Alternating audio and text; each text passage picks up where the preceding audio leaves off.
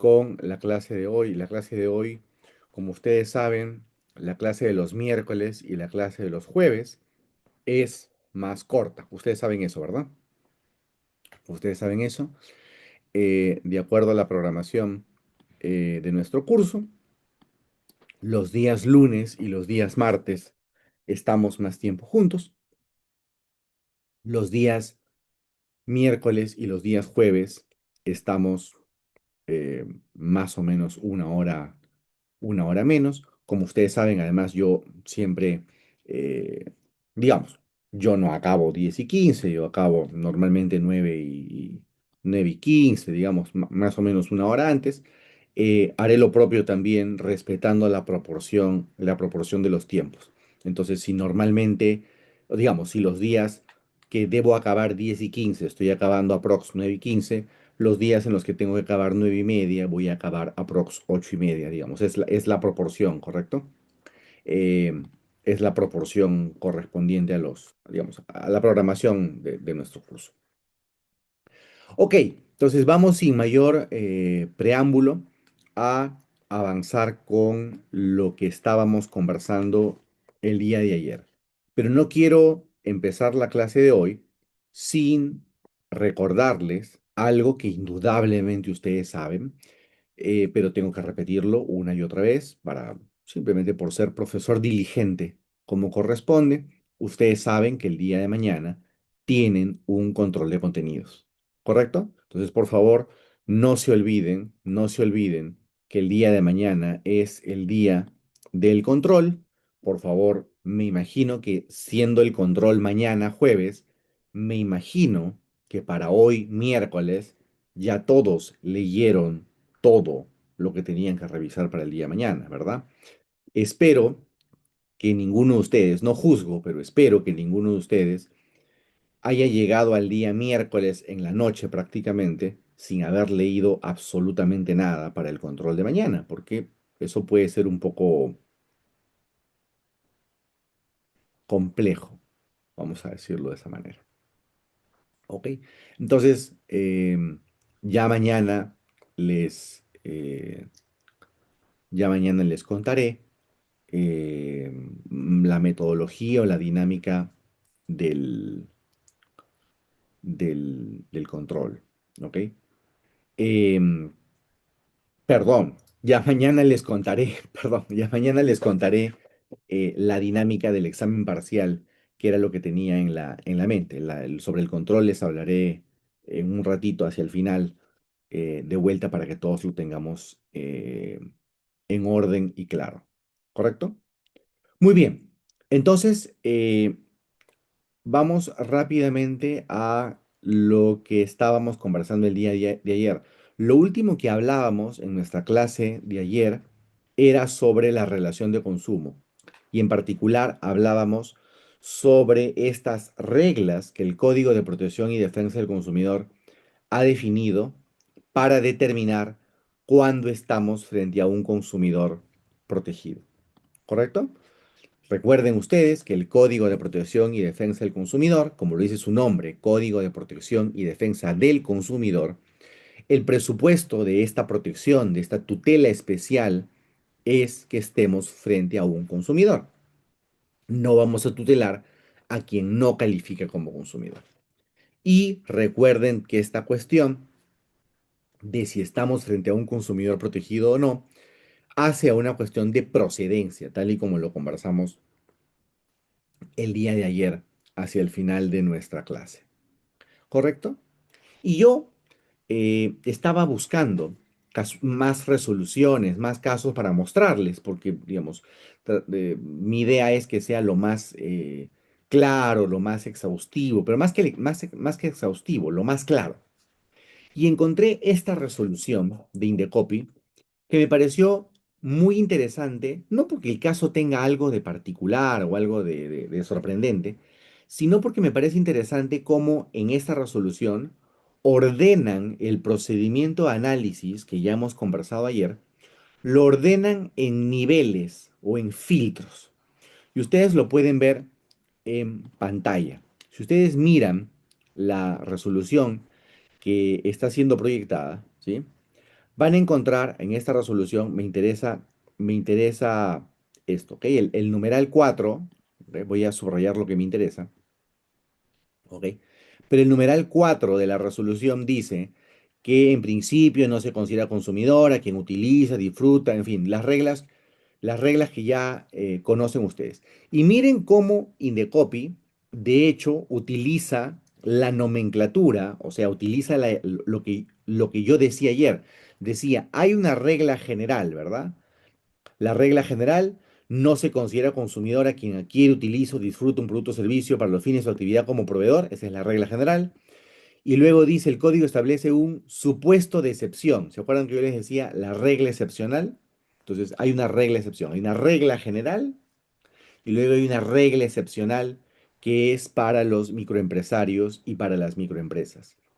Y sobre la base de esta idea de regla general y regla excepcional, Indecopi hace en esta resolución esto, ¿correcto? Define o divide las reglas de análisis en dos niveles. Miren lo que dice Indecopy. Interesante como para estudiar de manera ordenada, para que ustedes estudien de manera ordenada. Para determinar si el denunciante posee la calidad de consumidor, la comisión determinó que corresponde realizar un análisis en dos niveles. Primer nivel, segundo nivel. Primer nivel de análisis, verificar si la adquisición, uso o disfrute que se realiza está vinculado a un fin personal, familiar o el entorno social inmediato. Esa es la regla general. ¿Recuerdan? La regla general. Hay que determinar si el denunciante está usando para su uso personal o para su entorno personal o para la actividad económica, en cuyo caso no calificaría, bajo esta regla general, como consumidor protegido. Y en segundo lugar, ¿ok? En segundo lugar, frente a la denuncia de una persona natural o jurídica que sí adquiere, usa o disfruta, ¿correcto? Para fines distintos a los personales o familiares, o sea, en el contexto de la actividad económica, se debe determinar si existe la condición de microempresario, cumpliendo, dice, con las exigencias que el ordenamiento exige en estos casos. En el caso del ordenamiento jurídico peruano, la única exigencia para calificar como microempresario es la que ya les había comentado el día de ayer, que las ventas anuales no superen las 150 unidades impositivas tributarias en el ejercicio anual anterior. Eso no siempre fue así. Antes había dos requisitos, el de las UITs y el de la cantidad de trabajadores, pero eso fue modificado. Y luego, si es que realmente estamos frente a un microempresario o una microempresa, ¿sí? Se comprobará que el producto o servicio no forma parte esencial del proceso productivo, el tema del giro del negocio y con ello el tema de la simetría informativa del denunciante. ¿Ok? Entonces, miren ustedes cómo lo que hemos conversado el día de ayer está aquí esquematizado, está ordenado. Entonces, de pronto a ustedes les gusta más la explicación, de pronto a ustedes les gusta más aprenderlo a través de casos, o de pronto a alguno de ustedes le interesa tenerlo así como en esquema, como ordenado, como en un gráfico, como en un, no sé, como en niveles o algo así mucho más visual. Entonces podrían, si es que tienen que estudiar y quieren estudiar de esa manera, podrían como que dividirlo, ¿no? Primer nivel de análisis, la regla general, ¿no? Que ahí dice, que ahí señala Indecopy. Y luego, segundo nivel de análisis, ¿verdad? La regla excepcional, que es la regla para los microempresarios. Podrían ordenarlo o podrían estructurarlo de esa manera. ¿Ok?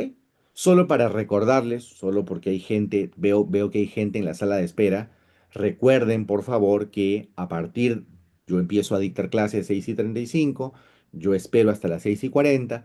Recuerden que las personas que entran después de las 6:40 les voy a permitir el ingreso, pero van a tener que esperar un tiempo hasta que los acepte. ¿Ok? Solo para recordar la regla que hemos conversado ya en un par de ocasiones aquí en el curso.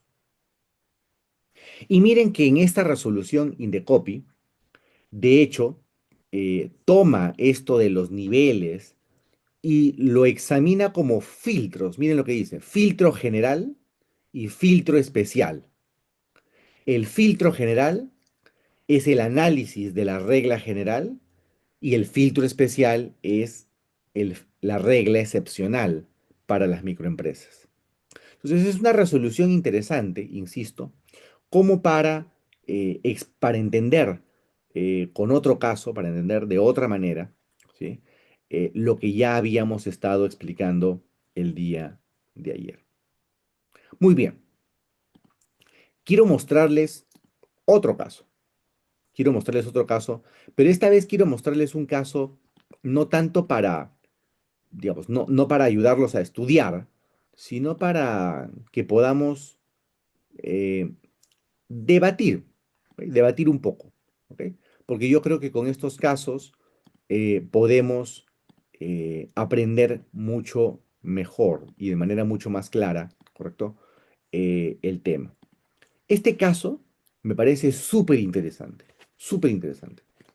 Es el caso Libia contra tiendas Ripley, ¿ok? Es el caso Libia contra Ripley. Y acá sí me gustaría pedirles que en la medida de lo posible participen, o por lo menos me den en el chat su opinión. No tienen que levantar la mano si no quieren levantar la mano, pero va a ser interesante que con este caso vean que el análisis no es tan simple como uno podría creer. El análisis es incluso más complejo y más delicado de lo que aparentemente lo es. Y les cuento les cuento de qué de qué trató el caso. ¿Ok? Les cuento de qué trató el caso. Muy bien. A ver, qué pasó eh, en qué pasó en este caso? ¿Sí? Eh, o bueno, más que el caso, mejor se los cuento. ¿Ok? El caso, un participante ha solido desactivar la transcripción, no sé por qué. ¿Quieren que pare la transcripción?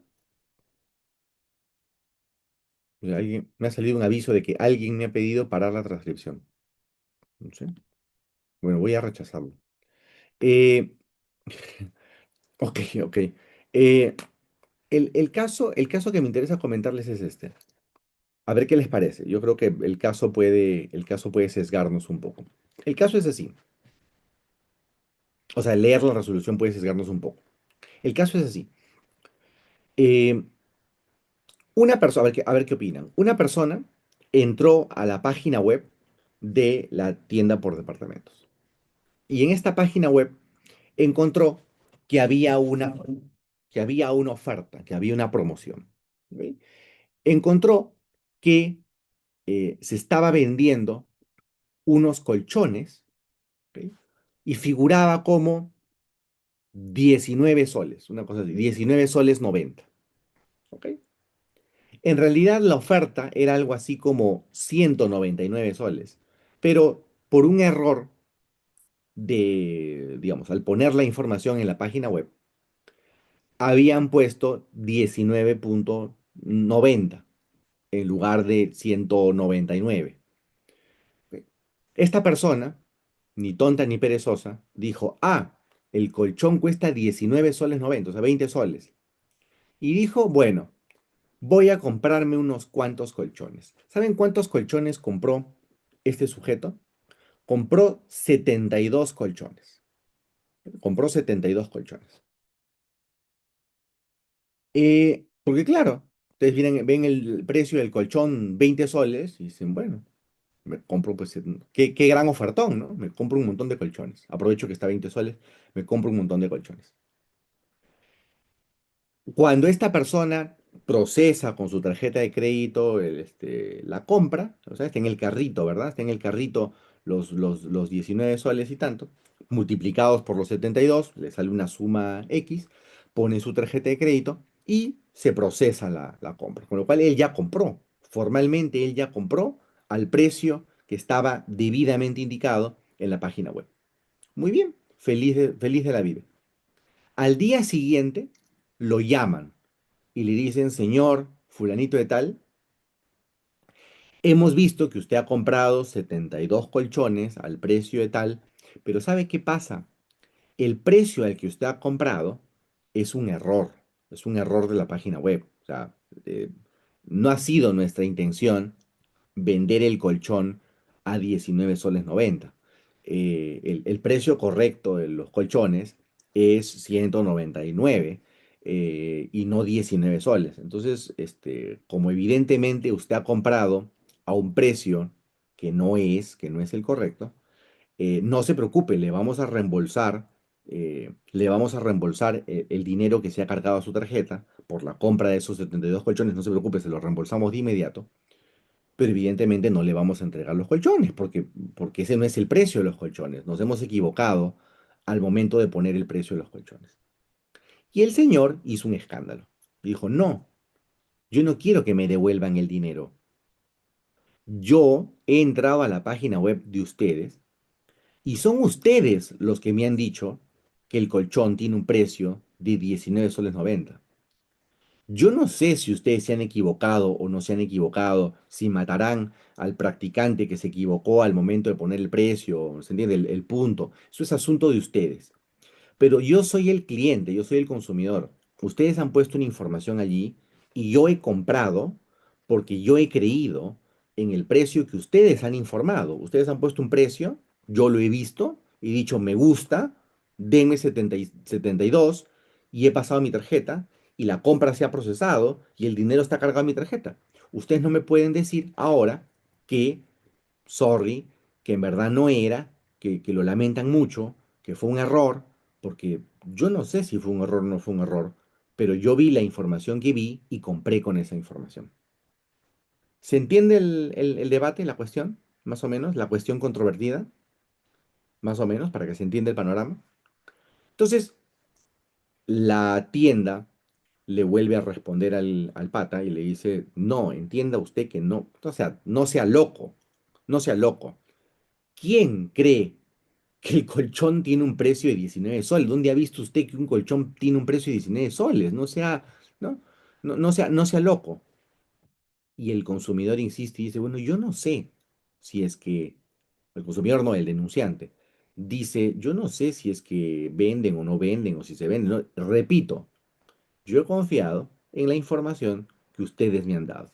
¿No me quieren dar los colchones? Hablarán con Indecopi. Fin. Se acabó la llamada telefónica y el señor presentó una denuncia ante Indecopi. La se imaginan la denuncia, ¿verdad? Yo procesé la compra por no sé cuántos colchones y luego el proveedor se negó injustificadamente a entregarme los productos que yo había adquirido al precio debidamente informado en la página web, bla, bla, bla, bla, ¿correcto? Y lo que dijo el proveedor en su defensa fue, esto es mala fe, esto es mala fe. Porque, a ver, puede ser, pues, que esto responda a un error y el error efectivamente sea imputable a alguien de, digamos, de la empresa. Ok, está bien. Pero más allá de que esto pueda responder a un error o no, esto es evidentemente mala leche. Es mala leche porque el consumidor sabe, obviamente, porque uno sabe cuál es el precio de un colchón, uno sabe, obviamente, que no puede ser, pues, que 19 soles sea el precio del colchón. No, no puede ser. Es como que yo les diga a ustedes que les vendo un carro, ¿no? A 100 soles. Entonces ustedes me dicen, ustedes, claro, denme, ¿no? Dame 50. Pero más allá de que yo me haya equivocado en el precio del vehículo, ustedes deben saber, saben y deben saber, utilizando su diligencia ordinaria, ¿se entiende? Que ese no puede ser el precio del vehículo, en mi ejemplo. Y lo que decía el proveedor en ese caso es, el consumidor diligente sabe o debe saber que es imposible, pues, que un colchón tenga un precio de 19 soles. O sea, sí, no fundas. O sea, lo que me está diciendo este señor, este denunciante, es que más caro sale un six-pack de donas, ¿no? Que un colchón. No puede ser, no puede ser. Esto es mala fe. E Indecopi entra a evaluar el caso y lo que hace Indecopi es bien interesante. Indecopi no resuelve este caso utilizando el argumento de la mala fe.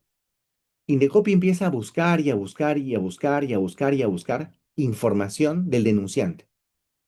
y encuentra cierta información del denunciante interesante. A ver qué opina.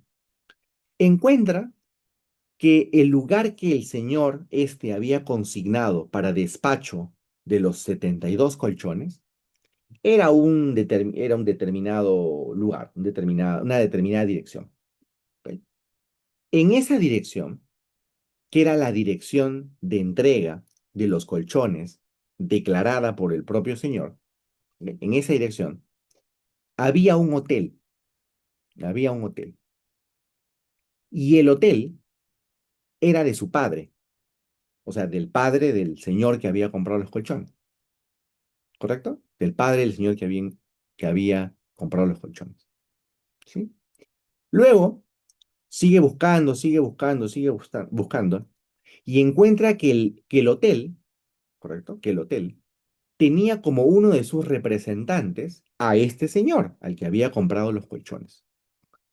Y de hecho, si uno entraba a la ficha RUC del señor que había comprado los colchones, se veía que era una persona natural con negocio, ¿ok? Y el negocio era el negocio hotelero. ¿Qué cosa creen que dijo Indecopi? Indecopi dijo, no, tú no has comprado, claro, efectivamente, no para vender, no para vender, Romina, no para vender los colchones. El razonamiento era, tú has comprado los colchones para tu negocio, ¿sí? Tú has comprado los colchones para seguramente cambiar los colchones en el hotel, ¿no? Entonces quieres renovar los colchones que hay en todo el hotel y has aprovechado para comprar 72 colchones. E Indecopi sigue diciendo varias cosas y dice, para empezar, dice Indecopi, para empezar, el colchón no es un producto con una vida útil breve, ¿se entiende? Que el colchón no es como una botella de gaseosa. El colchón es un producto que suele tener una vida útil importante. Pueden ser 10 años, ¿se entiende? Pueden ser 15 años. O sea, no es que ustedes van cambiando de colchón cada 2 meses, ¿no? O cada 3 meses, ¿no? El colchón suele tener una vida más o menos prolongada. Entonces, dice Indecopi, es sospechoso, ¿no? Que un producto con una vida tan larga, con una vida tan prolongada, como un colchón, insisto, más de una década, que una persona se compre 72 colchones, ¿no? ¿Por qué alguien se compraría 72 colchones si los colchones tienen una vida, insisto, tan prolongada? Y adicionalmente a eso es sospechoso, ¿no? Que compre 72 colchones y que la dirección de entrega de los colchones sea un hotel. Y también es raro, ¿no? Que esta persona sea uno de los dueños del hotel y que el otro dueño del hotel sea el padre del señor que compró los colchones. ¿Se entiende?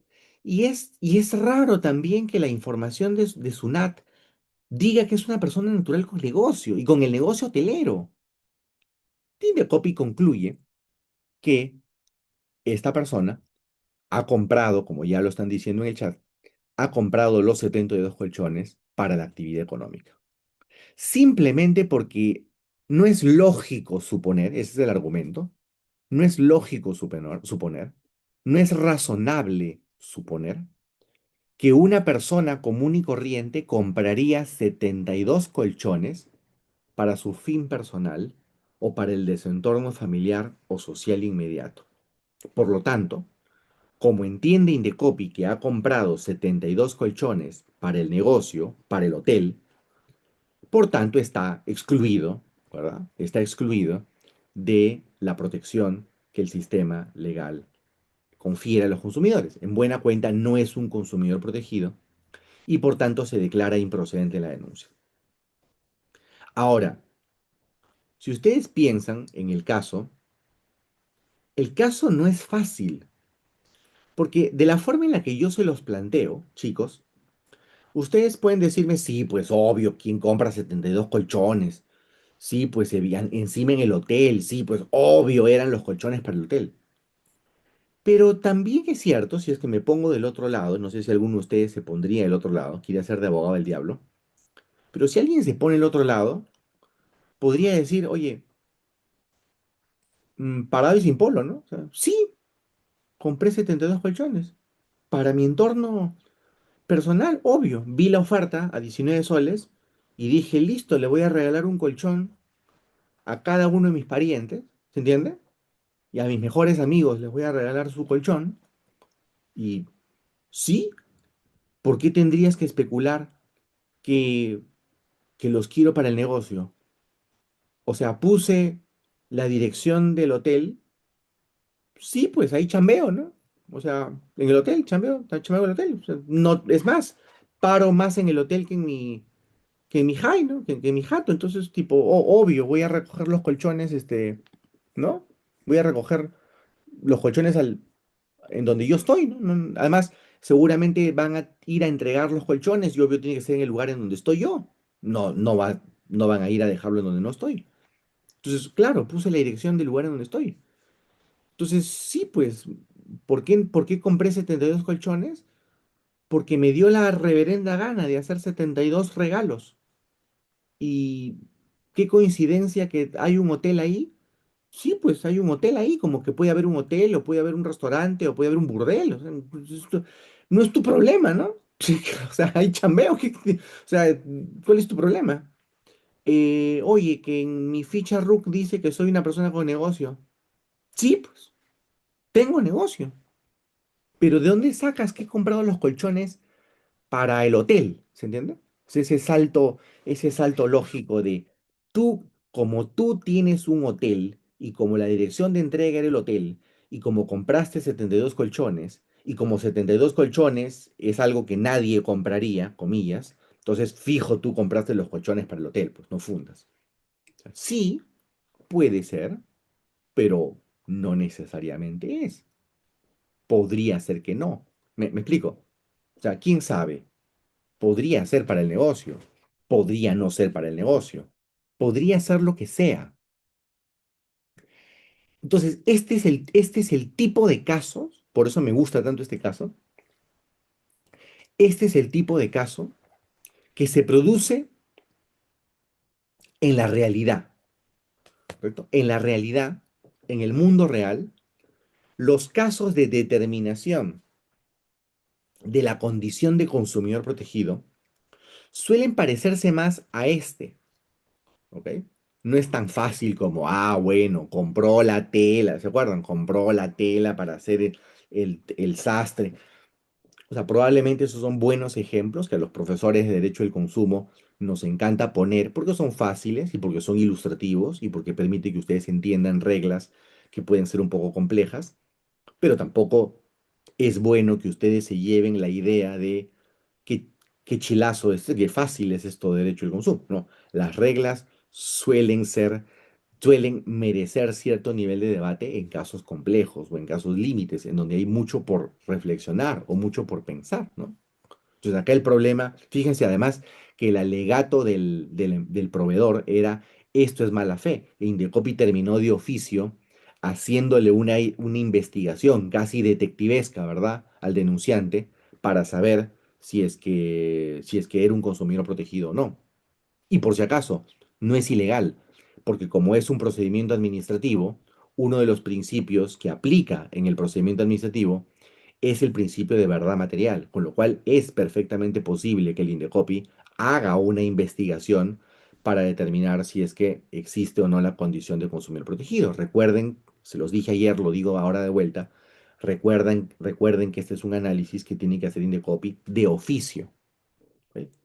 El proveedor puede no invocar en su defensa la improcedencia, puede no alegar en la contestación de imputación de cargos, esto es improcedente porque el quien nos ha denunciado no es consumidor, puede no alegarlo, pero Indecopi igual tiene el deber legal al amparo del principio de legalidad, tiene el deber legal de evaluar si es que estamos frente a un consumidor protegido o no. O sea, la ley lo impone y más allá de que alguien lo alegue o no, Indecopi tiene que hacer la evaluación de si estamos frente a un consumidor protegido o no. Repito, esto está en el código, que por lo tanto está en la ley y por lo tanto, en aplicación del principio de legalidad, Indecopi no puede desconocer su obligación legal de hacer este análisis. Por lo tanto, sí, pues, en verdad Indecopi actuó bien al hacer la investigación.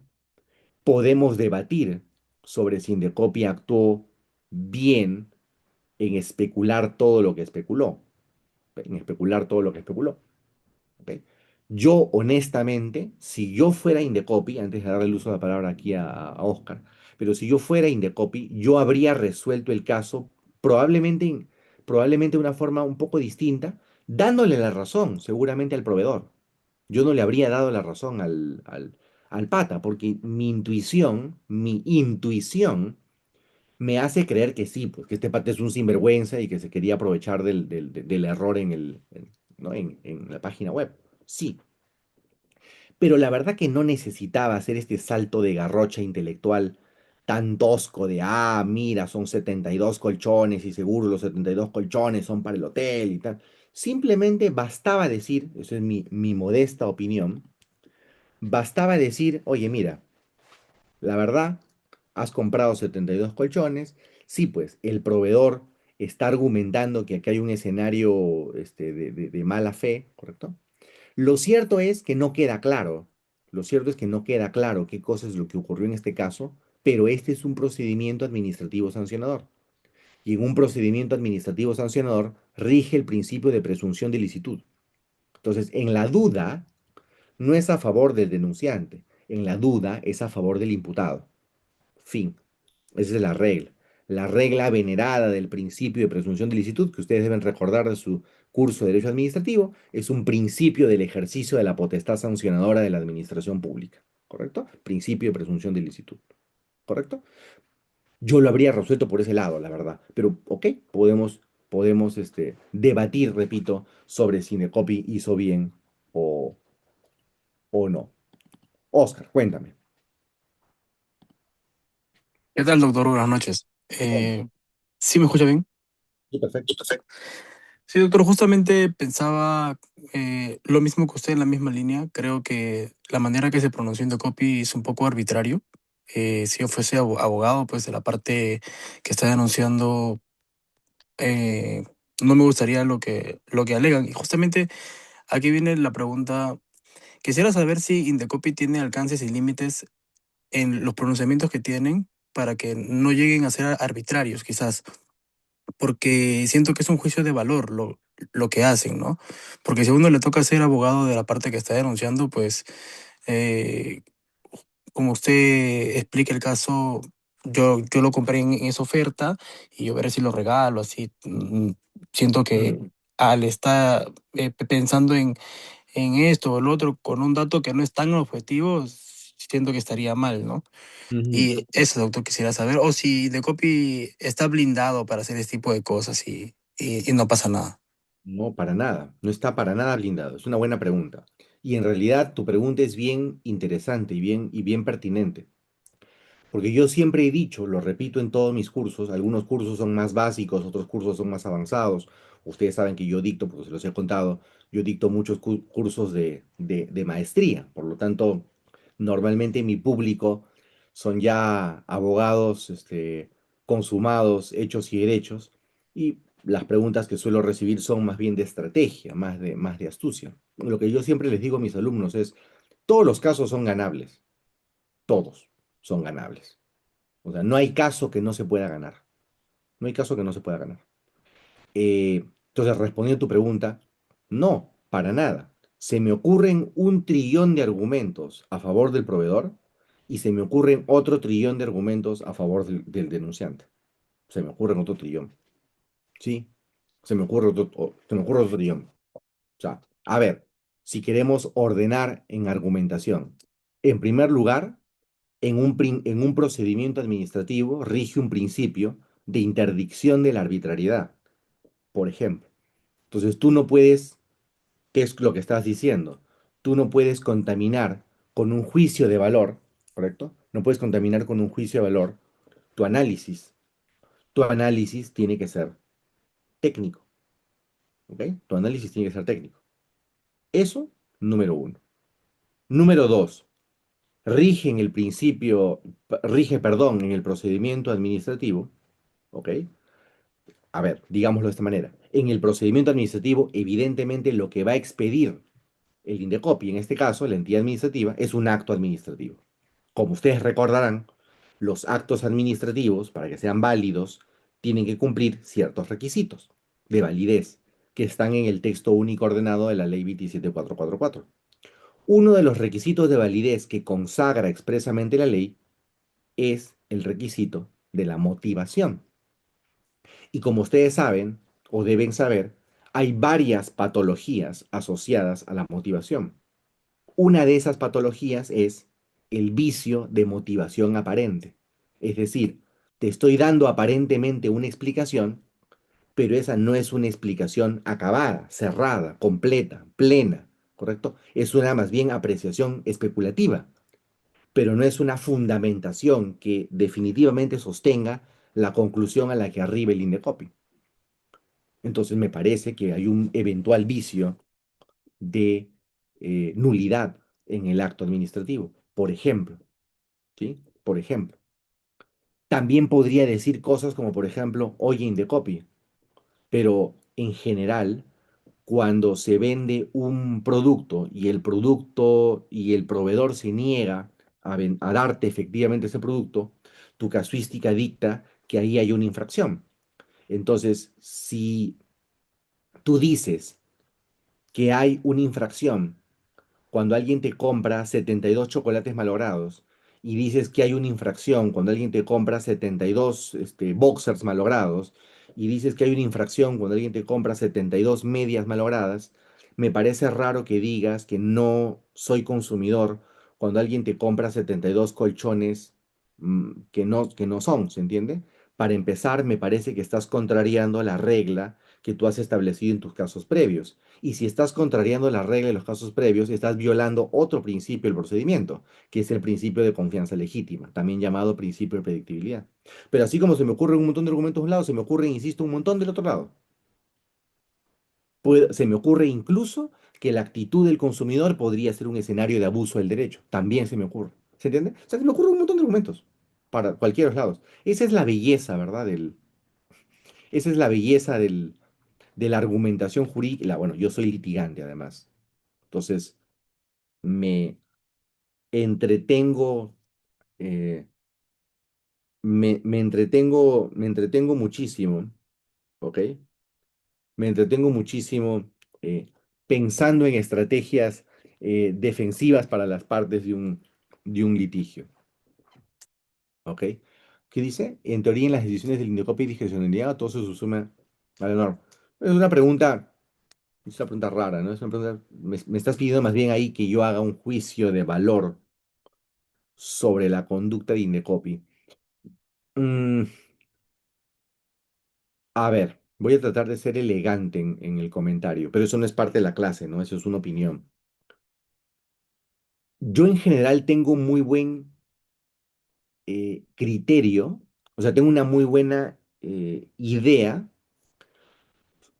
sobre ciertas líneas éticas del personal de Indecopi. O sea, si ustedes me dicen, hay Indecopi y corrupción o cosas así, yo en la verdad que me costaría trabajo bueno, más allá de lo obvio, que es que uno no puede, digamos, endilgarle un cargo tan serio a alguien digamos, sin fundamento y sin prueba, ¿no? Pero en general me costaría mucho trabajo creer que ese tipo de cosas pueden ocurrir en Indecopi. Me parece que Indecopi es una institución con muchos candados y con muchas reglas y con unos buenos controles. Ahora, si la pregunta es sobre un juicio, sobre sus pronunciamientos, yo les diría depende, dependen en qué área. En algunos casos tengo en general una buena lectura sobre sus pronunciamientos, más o menos. Hay errores como en todos lados, pero, pero, pero más o menos saben lo que hacen. Y otros casos como en protección al consumidor, en donde yo en general diría que como regla, eh, suelen resolver de forma muy, muy poco diligente. Eh, em, la litigación de protección al consumidor suele estar marcada por una línea casuística eh, falsamente protectiva o falsamente intuitiva, que por supuesto al final termina explotándole en la cara a los consumidores. Lo que ya hemos venido hablando en la sesión anterior sobre el consumidor razonable y demás. Ok, antes de avanzar a otro tema, ¿ok? Recuerden ustedes que la relación de consumo implica no solamente, ¿ok? Implica no solamente evaluar si el denunciante califica como consumidor protegido, también implica evaluar si el imputado, si el denunciado, califica como proveedor. Entonces, volvamos al código. Ustedes tienen en pantalla el Código de Protección y Defensa del Consumidor, y en el código van a ver que hay una definición bien amplia. Proveedores son las personas naturales, jurídicas, bla, que fabrican, elaboran, manipulan, condicionan, mezclan, envasan, almacenan, bla, bla, un montón de cosas. ¿Ok? Un montón de cosas. ¿Ok? Clave, la palabra clave es esta. La que, esta es la frase que no se deben olvidar nunca. Que de manera habitual. ¿Ok? La nota caracterizante, la nota caracterizante de un proveedor es la habitualidad. Es lo que diferencia a un proveedor de, por ejemplo, un simple vendedor. ¿Ok? Les pongo un ejemplo para que se entienda. ¿Les parece? Los ejemplos ayudan, ya lo hemos dicho mil veces. Les pongo un ejemplo. Imagínense, ¿ok? Imagínense que yo quiero poner en venta mi departamento. ¿De acuerdo? Quiero poner en venta mi departamento. Entonces pongo un aviso en algún portal web o en un diario o en algún lado. Y digo, vendo hermoso departamento en La Molina, tantos metros cuadrados, primer piso, con garaje, en fin, describo mi departamento. ¿De acuerdo? Em, Precio a tratar, en fin, todo el flor. ¿Sí? Y alguno de ustedes me contacta y dice, Gustavo, yo te compro el departamento. ¿Está bien? Re- Recibo el precio, le entrego las llaves del departamento, entra al departamento y empieza a descubrir que la pintura está destartalada, que las paredes están rasgadas, que todo está infestado de termitas, que las tuberías están todas carcomidas, toda una desgracia el departamento, una absoluta catástrofe. Dicho sea paso, no es cierto, ¿ok? No es cierto. No está en venta, pero mi departamento es 10 de 10, ¿ok? No tiene nada que ver el precio, por si acaso, ¿ok? Por el comentario. ¿Ok? El ejemplo es otro. Entonces, esta persona, ustedes, ¿no? Que me compraron el departamento, van y me dicen, Gustavo, ¿cómo es posible? Me has vendido una cosa que no es. Yo digo, háblale a mi mano, yo no tengo nada que hablar contigo, ya te vendí.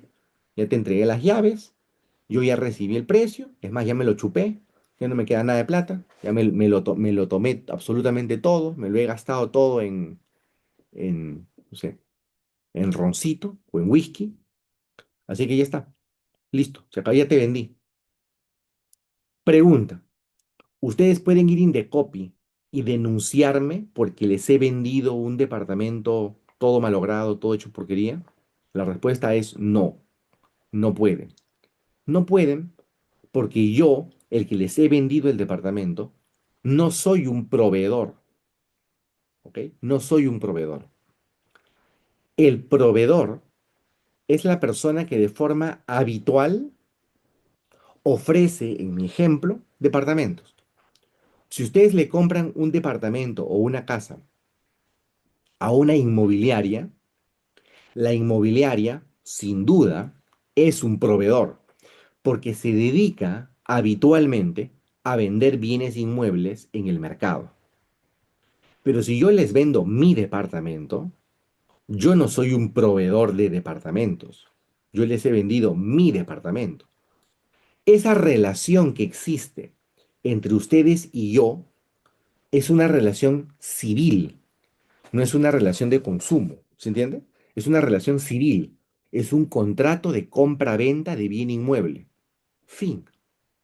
Pero si yo soy inmobiliaria y vendo departamentos, Esa relación que se entabla con mis compradores no es una relación civil, es una relación de consumo, porque yo me dedico habitualmente a vender departamentos.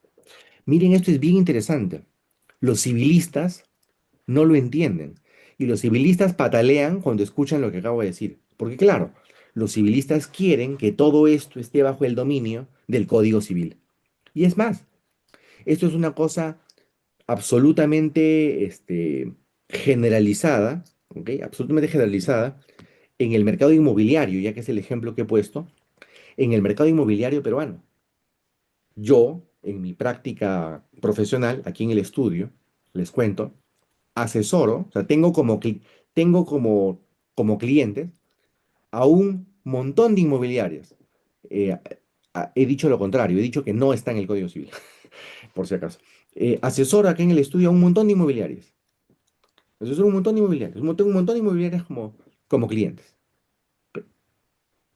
Y yo veo sus contratos, que no los elaboro necesariamente yo. Muchos clientes han venido después hacia mí y los contratos parecen haber sido elaborados por civilistas. Uno los lee y uno se da cuenta que la mano de un civilista pasó por ahí. Y esto es un sesgo, ¿verdad? Es un sesgo. Uno suele creer que si hay que hacer un contrato, eso es civil. Contratos es civil, pues. Contratos es civil, ¿no? Es el Código Civil el que tiene un libro de contratos. Pero no, pues. En una relación de consumo, lo que prima es el Código de Protección y Defensa del Consumidor. No es el Código Civil. Es más, no calculan cuántas inmobiliarias han padecido multas no menores, así, multas no menores, porque sus contratos no están diseñados conforme al estándar del Código de Protección y Defensa del Consumidor, que es un estándar distinto. Pero volviendo a la discusión, volviendo al tema, proveedor es la persona que se dedica habitualmente, a fabricar productos y servicios, a vender productos y servicios, a condicionar productos y servicios, a distribuir productos y servicios, etcétera, etcétera, etcétera. Oye, Gustavo, y cuando dices habitualmente, ¿habitualmente es cuánto? Tipo, dos, tres veces, cuatro veces. ¿Se entiende la pregunta? O sea, ¿en qué momento te vuelves proveedor? ¿Se entiende mi comentario? O sea, si vendes dos depas, todavía no eres habitual, pero si vendes tres y eres habitual, ¿se entiende? O sea, ya, ¿cuál sería la regla? ¿A partir de qué número te vuelves habitual? Y la respuesta es la siguiente. La habitualidad no tiene nada que ver con el número, lo cual lo hace más complejo. Oye, Gustavo, ¿cómo es eso de que la habitualidad no tiene nada que ver con la cantidad, con el número? Sí, no tiene nada que ver con la cantidad o con el número. La habitualidad tiene que ver con la vocación de permanencia en el mercado de ese sujeto. Oye, Gustavo, y uno que es pitonizo, adivino, ¿cómo voy a saber si un sujeto tiene vocación de permanencia en el mercado? Bueno, Indecopy, Indecopy tiene amplias facultades para concluir a la luz de los actuados y de los medios probatorios si es razonable entender que hay una vocación de permanencia o no. Suena bien arbitrario, Gustavo, lo que acabas de decir. Sí, suena bien arbitrario, es la verdad, es bien arbitrario. En algunos casos es muy fácil, en algunos casos es menos fácil, pero es parte de la discusión y el debate que se tendrá en la litigación práctica de estos temas. Nuevamente, miren lo importante que es el tema de la prueba y la discusión en el procedimiento administrativo. Si ustedes son abogados de la parte denunciante, tendrán una posición, y si son abogados de la parte imputada, probablemente tendrán otra. Y ahí, bueno, será simplemente quien convence de mejor manera el Indecopi de una posición o de la otra. Pero lo cierto es, y eso sí está pacíficamente aceptado en la casuística de Indecopi, que la palabra o la característica o el rasgo de la habitualidad no está dado por un número, ¿ok? Está dado, insisto, por la vocación de permanencia en el mercado. ¿Ok? Otra cuestión interesante, otra cuestión relevante sobre este asunto de la condición de proveedor, ¿ok? Tiene que ver con una línea jurisprudencial del INDECOPI en torno a la exclusión de quienes prestan o desarrollan actividades asistenciales.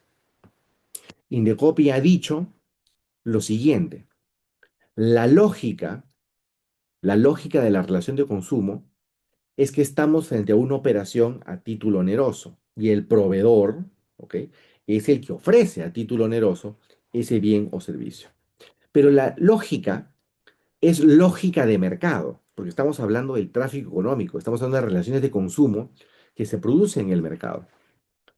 Pero si la persona que te vende, perdón, si la persona que te da algo o te ofrece algo no lo hace con lógica de mercado, sino lo hace con lógica asistencial, es un proveedor. E Indecopi ha determinado, ha dicho, y esto es una línea de criterio como para debatir, ha dicho que no. Cuando alguien te da algo de manera asistencial, que Indecopi lo reduce a sin ánimo de lucro, ¿ok? Cuando alguien te da algo de manera asistencial, ese sujeto no califica como proveedor, porque no está inmerso, no está inmiscuido en una lógica de mercado. Es más o menos debatible, es más o menos peleable el argumento, pero bueno, eso es lo que ha concluido el INDECOPI. ¿Ok? Entonces, quiero decir una cosa de vuelta, quiero decir una cosa a modo de resumen, y van a ver por qué esto que voy a decir a continuación es importante para lo que voy a decir hacia el final de la sesión de hoy. ¿Ok? Entonces, ¿qué cosa hemos dicho? Hemos dicho que la noción de relación de consumo es de vital importancia en el derecho del consumidor, que no debemos asociar la expresión relación de consumo a relación contractual, son dos cosas distintas, que es importante determinar no solamente si el denunciante califica como consumidor, sino si el denunciado califica como proveedor. Y hemos dicho que basta que me falle alguno de los lados de la ecuación para que la denuncia sea improcedente. En otras palabras, puede ser que esté frente a alguien que no es consumidor, que denuncia a alguien que sí es proveedor, o a la inversa. Puede ser que alguien sí sea consumidor, pero denuncia a quien no es proveedor. En cualquier escenario, no estaremos frente a una relación de consumo y por tanto la denuncia será improcedente. ¿Ok? Por supuesto, podrían ocurrir ambas cosas. Podría ocurrir que estamos frente a alguien que no es consumidor y que denuncia a alguien que no es proveedor. Por lo tanto, evidentemente, la denuncia sería improcedente. O una forma diferente de decirlo, perdón que reitere tantas veces, pero la idea es que esté súper claro, podríamos decirlo de forma más simple. La única forma de que estemos frente a una denuncia procedente es que tengamos a un denunciante que califica como consumidor protegido y a un imputado que califica como proveedor. Las dos cosas, más, ¿ok? Conjuntamente. Repito, la única forma de que tengamos a una denuncia procedente es que quien plantea la denuncia califique como consumidor protegido, conforme a las reglas que hemos conversado ayer y hoy, y que esa denuncia de ese consumidor protegido se dirija contra alguien que califica legalmente como proveedor, es decir, a una persona natural o jurídica que se dedica habitualmente a vender, fabricar, en fin, etcétera. ¿Correcto?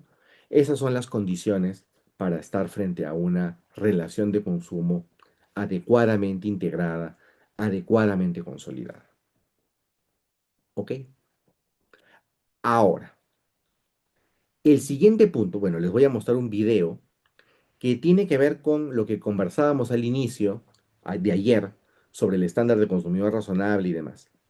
Pero luego de mostrarles ese fragmento de ese videíto, quiero que sus mentes se relajen de algo tan denso como lo que hemos visto ahora, que vean el videíto, pero luego hacia el final de la clase de hoy, bueno, que es en unos 15 minutos, salgo del video y entro a lo que quiero conversar con ustedes, quiero trabajar una cosa súper, súper densa en términos procedimentales. Van a ver que hay diversas causales de improcedencia, ¿ok?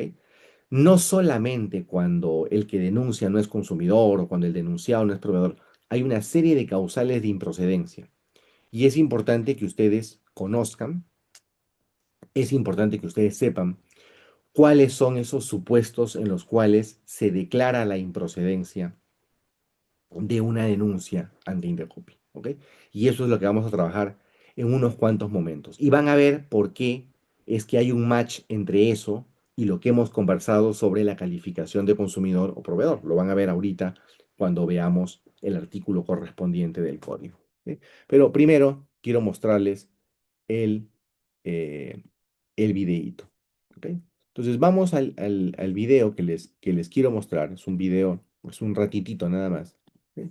Eh, y, y es un video interesante porque un poco abona en lo que ya, o sea, ahonda en lo que ya hemos venido conversando el día de ayer eh, al inicio de la clase, ¿ok? Ya vuelvo al tema denso en unos minutitos, ¿sí? Hola, soy Alfredo Bular y esto es Políticamente Incorrecto. Hoy día vamos a hablar de un asunto que nos concierne a todos. Todos somos consumidores. Y quiero comenzar el programa comentándoles un caso que es muy conocido, el caso de Stella Liebeck. Era una señora que en el año 1994 entró a un McDonald's y pidió un café. Salió con su café, se sentó en el automóvil y colocó el café entre sus piernas. Quiso sacar la tapa para echarle el azúcar aparentemente y sufrió un accidente. El café se cayó y le generó serias quemaduras en la pierna, en la ingle, y comenzó una demanda judicial para reclamar los daños que se le habían generado. Esta demanda concitó la atención del público, de los periódicos, de los medios, y tuvo un resultado sorprendente. La señora recibió por orden del jurado una indemnización de $200.000 más 2.7 millones de dólares en lo que se conoce como daños punitivos, es decir, una indemnización adicional al daño que se le había causado. Casi 3 millones de dólares por haberse volcado un café caliente. El argumento, el café estaba demasiado caliente y al estar demasiado caliente, las quemaduras que podían generarle eran mayores a las que hubiera esperado un consumidor, ¿no? El punto del caso, bueno, luego la indemnización se redujo, una transacción que está mantenida confidencial, no se sabe el número final que se transó, pero lo que es cierto es que inicialmente se recibió una indemnización de cerca de 3 millones de dólares. Es lógico que se haya dado una indemnización de esa magnitud por este incidente. ¿Qué cosa causa el daño? Claro, uno siempre puede decir que el daño es causado por la temperatura del café, pero también puede decirse que es causado por la torpeza de la señora. De hecho, la indemnización en un momento es atenuada en parte porque sí ella cometió una torpeza. Pero la pregunta, ¿cuál es la causa verdadera? Y yo les quiero preguntar esto de otra manera. Si yo les dijera que les voy a dar 3 millones de dólares por tirarse intencionalmente un café caliente en la pierna, ¿lo harían? Yo probablemente sí, ¿no? Me aguantaría el dolor, me volcaría y obtendría 3 millones de dólares de indemnización. Claro, el problema es que las quemaduras por café, sí, dependen de la temperatura del café, pero también dependen de lo que la persona hace con el café. Y todo el mundo sabe que tirarse café encima quema. Entonces, la pregunta real ¿es McDonald's responsable por lo que pasó o es la señora la responsable por lo que pasó? ¿Quién debe responder? Y sobre todo, ¿cuál debería ser la regla que debería aplicarse para controlar este tipo de situaciones? Si nosotros hacemos siempre responsable a la empresa, los consumidores tenderán a tirarse el café encima y habrán daños generados por ese tipo de conductas. Es decir, se dan cuenta cómo las leyes o las decisiones de los jueces tienen un incentivo en la forma como los consumidores se van a comportar y no solo en cómo las empresas se van a comportar. Y esto es un problema que puede ser muy serio, porque asistimos en los últimos años a una ola de reglas y decisiones en favor de los consumidores. Muchas de ellas pueden estar justificadas sin duda, pero muchas de ellas pueden o no lo están. Y este problema es justamente lo que vamos a discutir en el programa. ¿Cuál es la regla? ¿Debemos tratar a los consumidores como idiotas, como personas que no pueden protegerse a sí mismos? ¿Cuál es el nivel o cuál es el límite? ¿Cómo deben establecerse las reglas? Regresamos luego de la pausa con este tema en Políticamente Incorrecto. Como todos sabemos, Venezuela acaba de sufrir un devastador terremoto. En cuestión de segundos,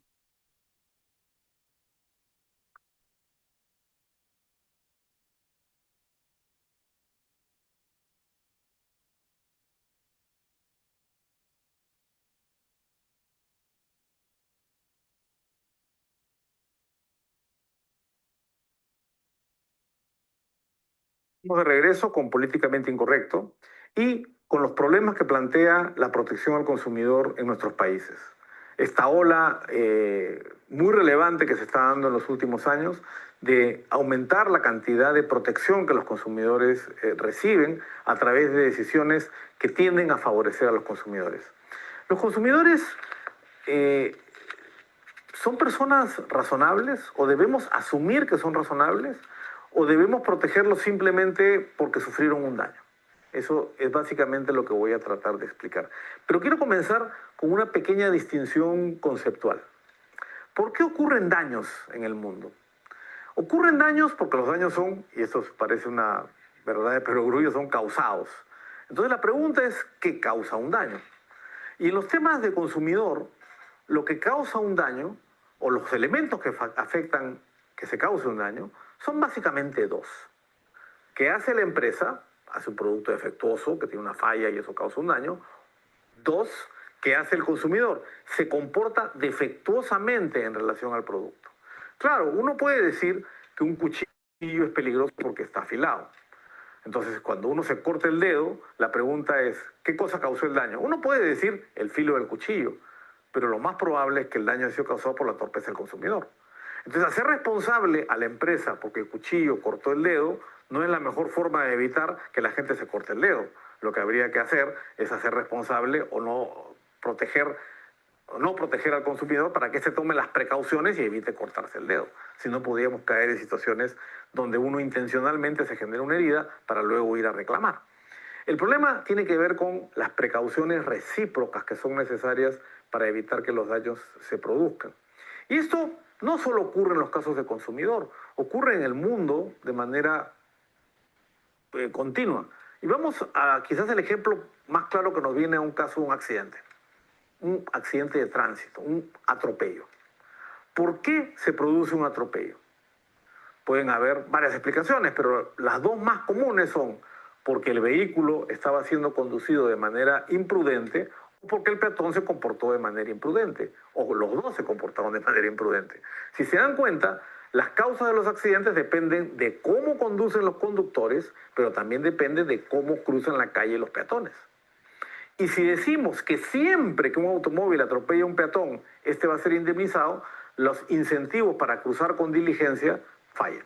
Yo veía el otro día un video muy curioso en el cual en una cámara de seguridad se veía como una persona fingía una caída en un centro comercial.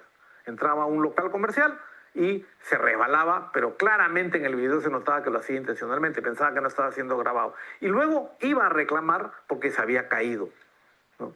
Claro, acá no solamente hay un caso de mala conducta, de conducta negligente, hay un caso de intencionalidad, de fingir. Y este fingir ocurre porque existe una larga línea de jurisprudencia en los Estados Unidos donde se vio este video, donde si una persona se cae dentro de un centro comercial, tiene derecho a ser indemnizado. Y esto nuevamente genera incentivos para fingir o autoproclamarse daños. Lo mismo pasaba en Perú. Mi papá siempre me decía que por el puente Trompeteros, acá en Perú, era muy común encontrar lo que llamaban los acróbatas, que eran personas que se tiraban encima de los automóviles para fingir un accidente y reclamarte una indemnización. Y justamente ese es el problema que hay que evitar, que se finjan daños o que no haya diligencia por parte de los consumidores. También hay que conseguir que haya incentivos para que los consumidores se protejan con su propia conducta, y los proveedores de los productos también tomen medidas para evitar que estos daños se produzcan. Y regreso a esta discusión de causalidad recíproca.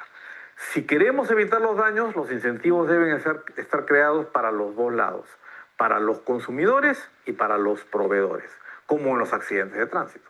Y para eso tenemos que establecer que el consumidor tiene que ser diligente, tiene que ser razonable, y tenemos que medir su conducta según un estándar de razonabilidad.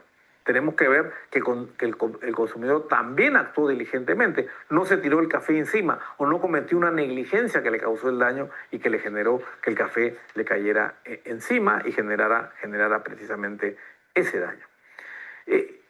El no considerar que los consumidores tienen que ser razonables, hay una discusión conceptual sobre que se debe proteger al consumidor promedio. Pero imagínense, si el consumidor promedio se comporta mal, el resultado es que vamos a perpetuar esa mala conducta. En muchos países en Latinoamérica existe el fenómeno de las combis, estas camionetas rurales que brindan el servicio de transporte y que conducen pésimo, conducen muy mal y causan muchos accidentes. ¿Se imaginan si dijéramos que solo son responsables si se comportan distinto al promedio? Si el promedio es muy malo, la gente va a seguir conduciendo mal. Tenemos que exigir que se comporten razonablemente. Lo mismo pasa con los consumidores. Tenemos que exigirle a los consumidores que se comporten razonablemente y no solamente decir, no, el consumidor sufre un daño, debe ser indemnizado. Y eso es justamente el problema que tenemos que resolver. Luego de la pausa vamos a regresar con algunos ejemplos que muestran cómo debería aplicarse esta regla. Regresamos en un momento con Políticamente Incorrecto.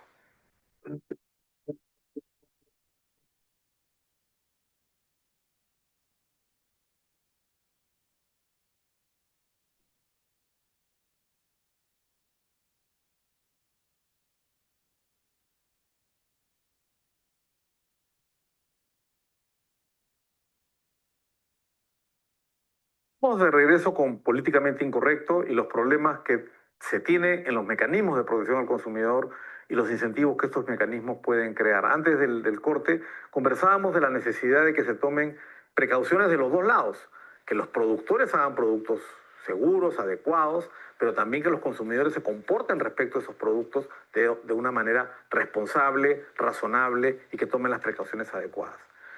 La sensación que genera esta ola de protección, muchas veces desaforada y sin límites y sin evaluar adecuadamente la conducta de los consumidores, el efecto ha sido, en mi opinión, que se han generado incentivos para que los consumidores generen daños, sea intencionalmente o sea por falta de diligencia, porque se sienten protegidos por las normas y como consecuencia de eso no toman las precauciones adecuadas. Yo comenzaba el programa hablando del caso de la señora Estela, a esta señora que se cayó el café encima. Este caso se hizo tan famoso, el caso McDonald's, que existe actualmente una página de internet que se llama los Stella Awards o los premios Estela. Esa página recopila, supuestamente para entregar un premio, casos judiciales absurdos como el que planteó el caso de la señora Estela Lipnik. Y es interesante porque cuando uno lee los casos, algunos de esos casos son verdaderos, otros son leyendas urbanas. Pero quiero hablar de algunas leyendas urbanas y de algunos casos verdaderos para ver. Ok, dejémoslo ahí, no vamos a hablar de leyendas urbanas en este momento. Yo creo que con eso tenemos suficiente sobre lo que ya habíamos estado conversando el día de ayer. Muy bien, vamos a la parte más o menos densa, ¿ok? Este artículo que les voy a mostrar enseguida, este artículo del Código de Protección y Defensa del Consumidor, no estaba en la redacción original del código, ¿ok? Fue incorporado tiempo después, ¿ok? Y fue incorporado además a propósito de un caso del cual ya hablaremos más adelante, ¿ok? No interesa en este momento la historia por la cual se incluyó este artículo en el código. Ya, como les digo, más adelante hablaremos de la historia de este artículo. ¿Ok? El artículo que quiero que miren, ustedes no pueden ver el número acá, pero es el artículo 108 del código. Acá lo tienen arriba, 108, ¿ok? Y quiero que lean desde aquí, desde donde dice sin que la enumeración sea taxativa, desde aquí en adelante, ¿ok? Ese fragmento, ese fragmento del, del código, ¿ok? Ese fragmento incorpora las causales de improcedencia. Entonces dice el código, ¿ok? Sin que la presente numeración sea taxativa, pondrán fin al procedimiento la resolución que declara la improcedencia de la denuncia de parte en los siguientes supuestos. Me voy a detener aquí un momento para hacer una explicación que me parece relevante, ¿ok? Los procedimientos administrativos de protección al consumidor, ¿ok? Todos, todos se inician de oficio porque son sancionadores, ¿correcto?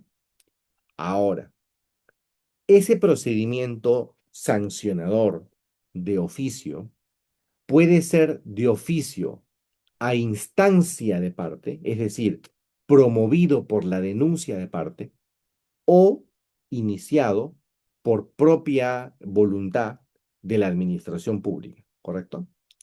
Pero no por el hecho de que un consumidor haya planteado su denuncia, significa que estamos frente a un procedimiento de parte. Repito, los procedimientos administrativos sancionadores son procedimientos todos iniciados de oficio por propia iniciativa de la autoridad o de oficio porque existía una denuncia de un consumidor o de un denunciante, pero siempre de oficio, ¿correcto? Lo que está estableciendo el Código de Protección y Defensa del Consumidor es que existen causales de improcedencia cuando ha existido una denuncia de parte. Quiero que esté claro entonces que estas causales de improcedencia, las que vamos a desarrollar y ver ahora en clase, estas causales de improcedencia no aplican, repito, estas causales de improcedencia, mejor dicho, no se evalúan, ¿ok? No se evalúan de manera directa y dan como resultado la conclusión del procedimiento por improcedencia de manera directa cuando se trata de una denuncia de parte, ¿ok? Entonces, si ustedes miran los supuestos de improcedencia, van a encontrar en el literal A, en el literal B y en el literal C lo que hemos estado desarrollando ayer y hoy. ¿Qué dice el código? Se declara la improcedencia de la denuncia de parte cuando el denunciante no tiene la condición de consumidor final.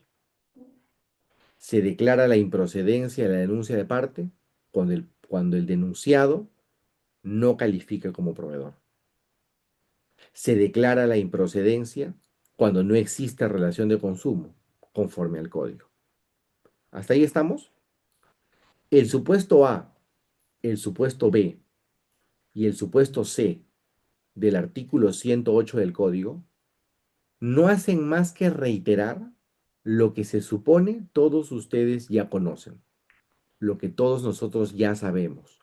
Sabemos que el Código de Protección y Defensa del Consumidor protege a quien califica como consumidor. Es obvio que si el denunciante no califica como consumidor, no puede obtener la tutela reservada para los consumidores y su denuncia sería improcedente. No infundada, sino improcedente.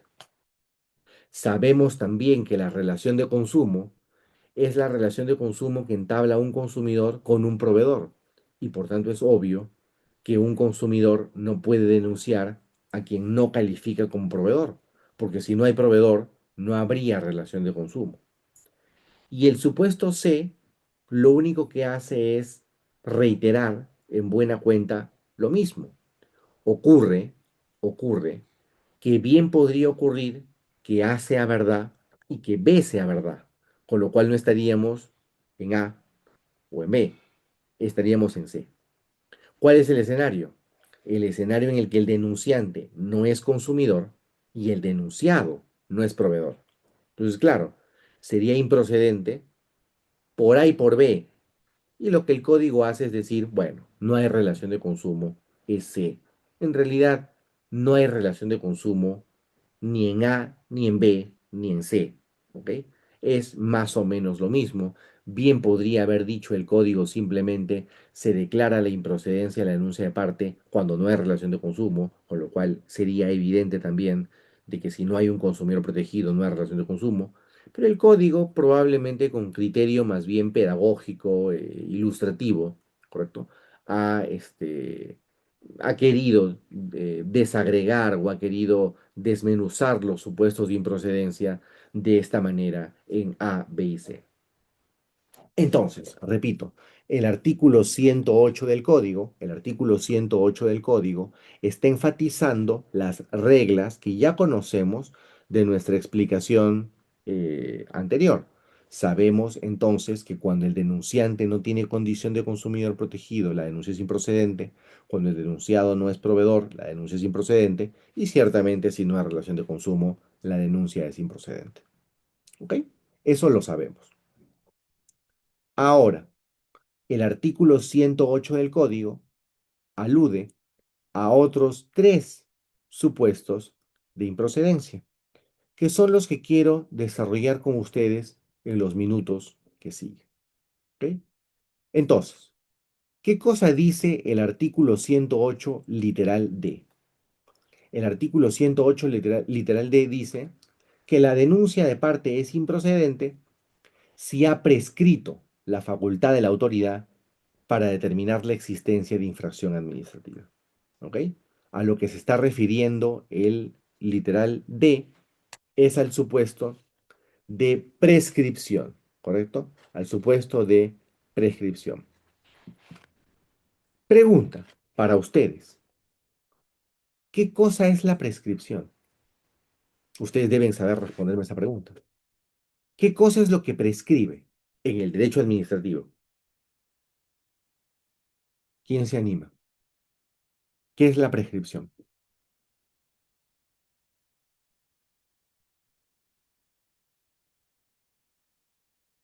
¿Qué es la prescripción? ¿Alguien se anima? ¿Alguien sabe? ¿Alguien se aventura? ¿Alguien se lanza? ¿Qué es la prescripción? ¿Nadie? ¿Qué es lo que prescribe en el derecho administrativo? El efecto del tiempo en el derecho para generar o quitar derechos. Pero la respuesta no es eh, para nada rigurosa. ¿Tú sostienes que la prescripción quita derechos? No, ¿verdad? Se pierde la acción más no el derecho. Eso me suena bien procesal civil. Pero en el derecho administrativo, la respuesta es la de Eric, ¿verdad? Esa es la respuesta correcta. ¿Sí?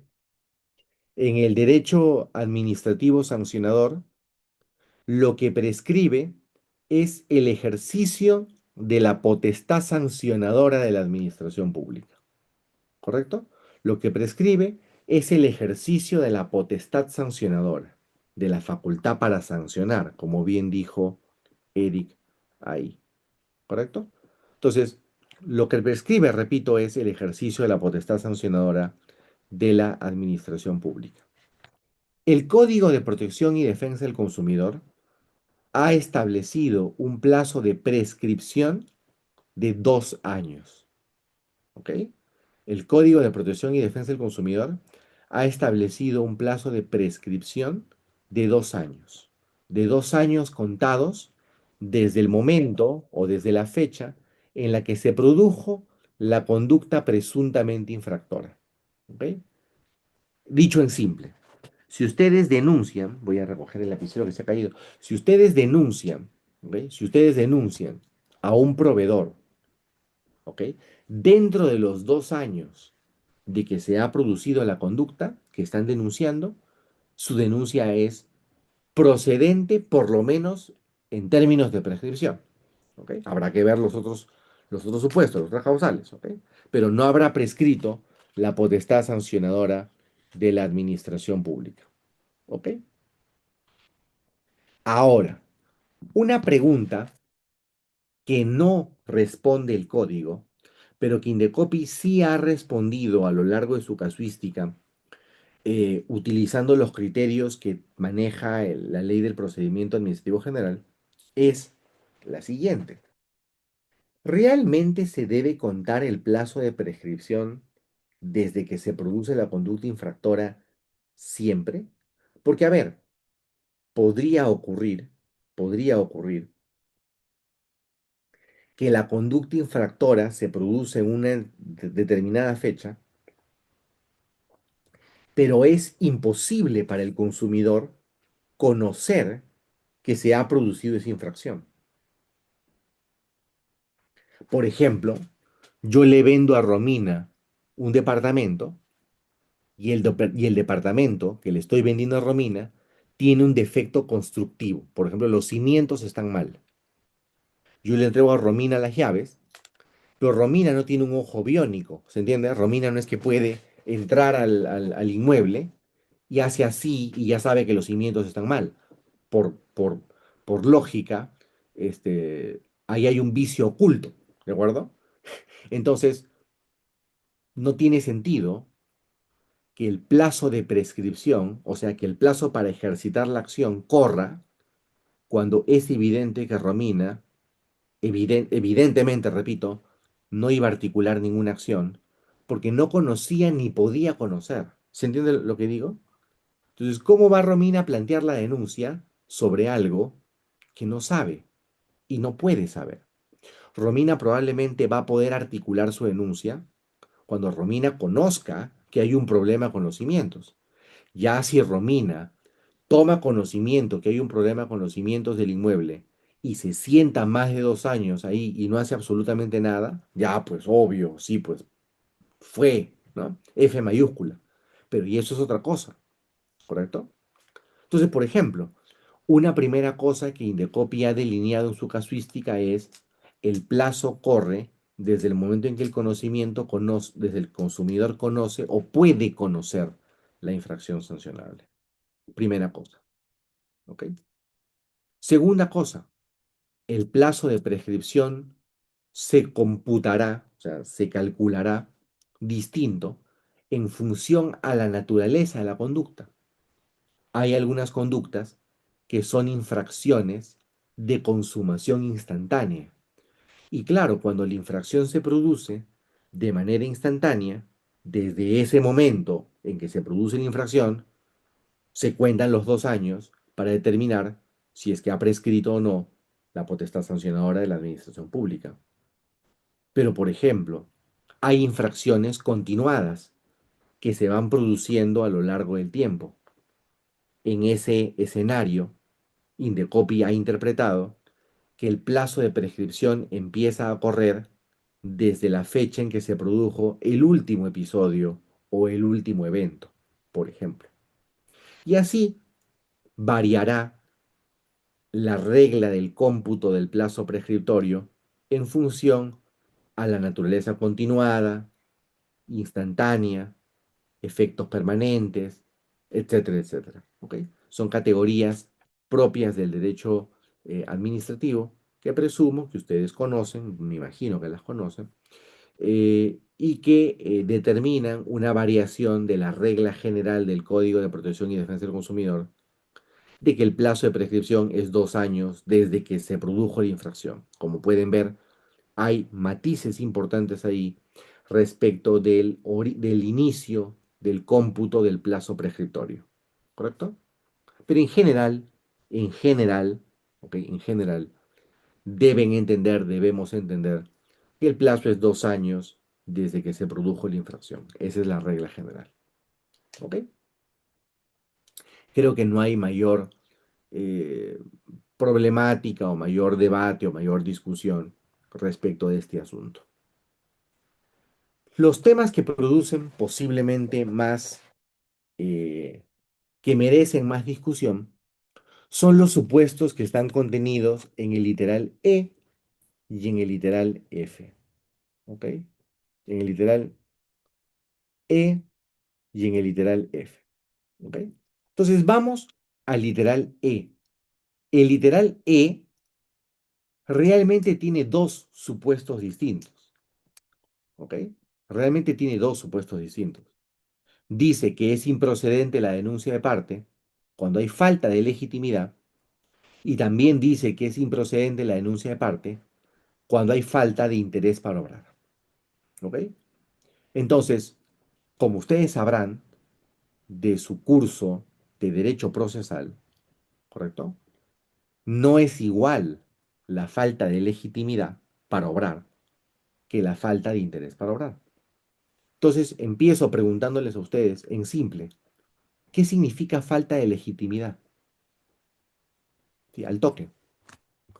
¿Qué significa falta de legitimidad? ¿Quién me dice? ¿Qué es falta de legitimidad? Al toque. ¿Cuándo estamos frente a un caso de falta de legitimidad?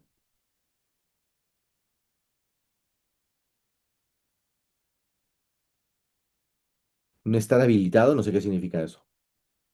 ¿Qué cosa es no estar habilitado? No sé qué significa eso. Que las partes no corresponden a la relación material. Ujú. O sea, en castellano, está bien, pero en castellano.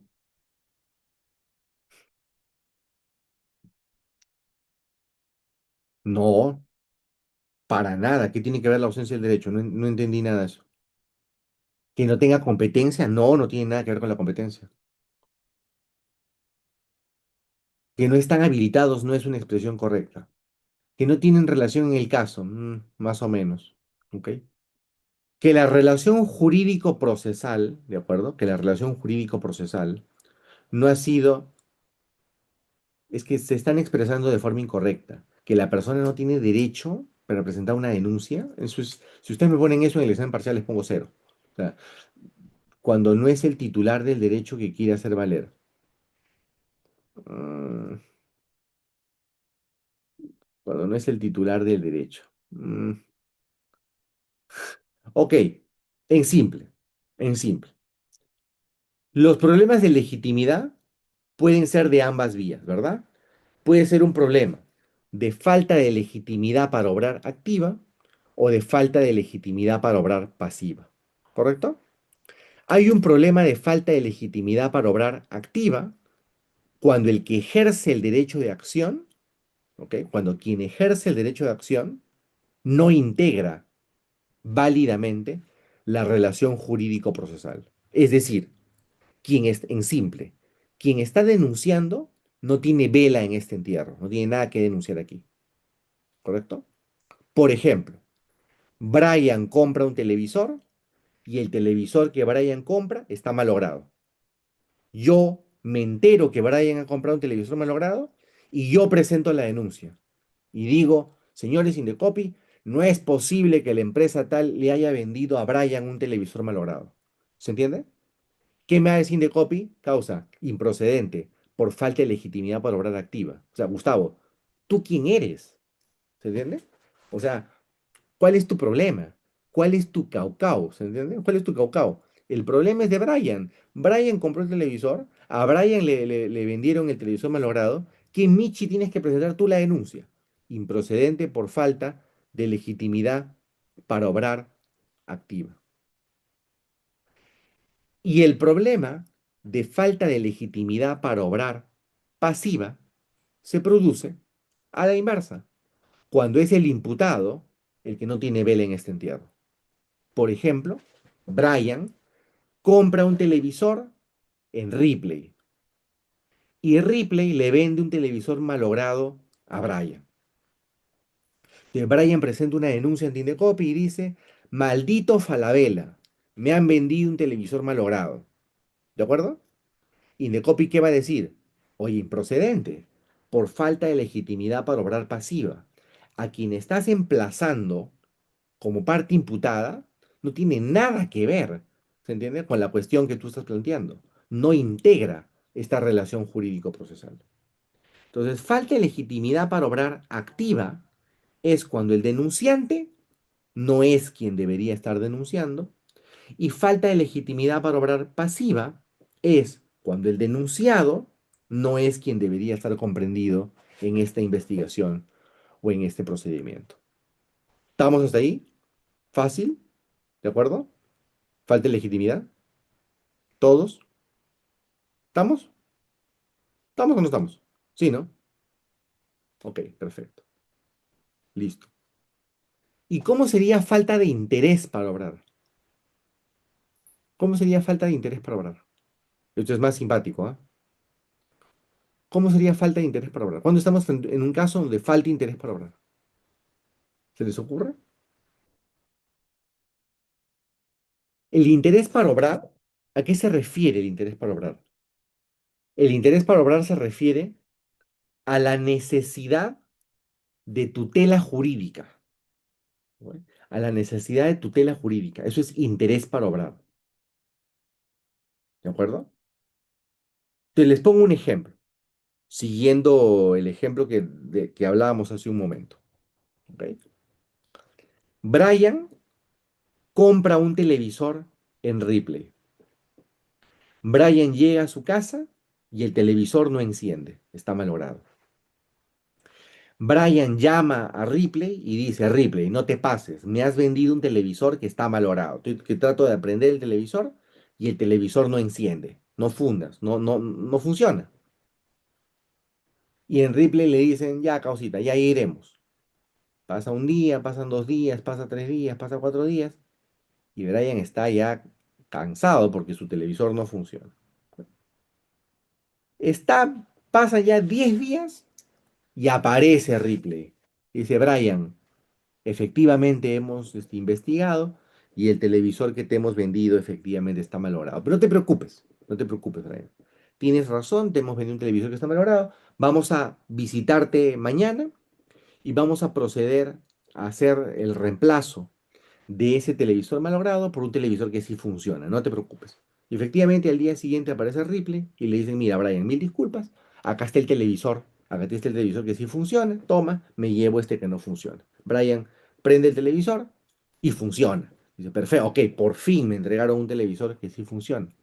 Pero Brian se queda pero fastidiado y dice, pero no es posible que estos miserables me vendieron un televisor que estaba malogrado. Sí, ya me lo cambiaron, ya me lo repusieron, ya me dieron uno que funciona, pero no puede ser pues que me hayan vendido un televisor que está mal. Entonces, igual voy a presentar mi denuncia. Que Brian empieza a escribir, así como el sticker del gatito, ¿no? Empieza a escribir su denuncia, ¿no? Prepara su denuncia y presenta una denuncia en Indecopy contra Ripley.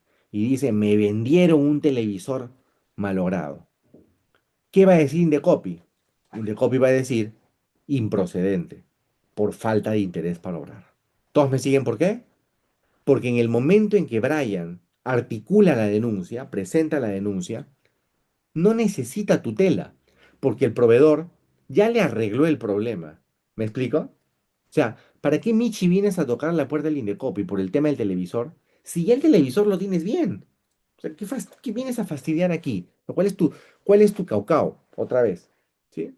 Entonces, no hay un problema, ¿correcto? No hay un problema que requiera la atención, que requiera el despliegue de los recursos de la autoridad administrativa para dilucidar ese asunto, porque ya el proveedor lo atendió. Entonces, ese es un caso de falta de interés para obrar. ¿Ok? Falta de interés para obrar. Ahora,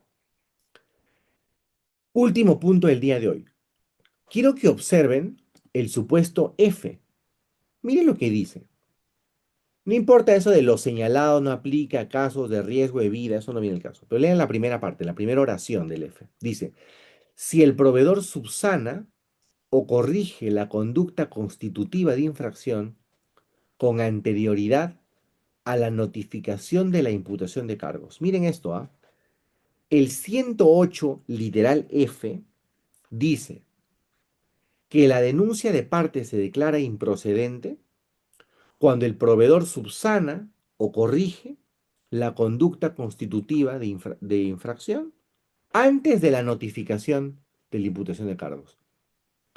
La pregunta es, ¿no es lo mismo que lo de falta de interés para obrar? ¿O es distinto? ¿Cuál sería la diferencia? Y así, le aplaudo a la persona que me diga cuál es la diferencia. ¿Cuál es la diferencia entre el E y el F? O sea, ¿en qué sentido el F está regulando un supuesto distinto al E?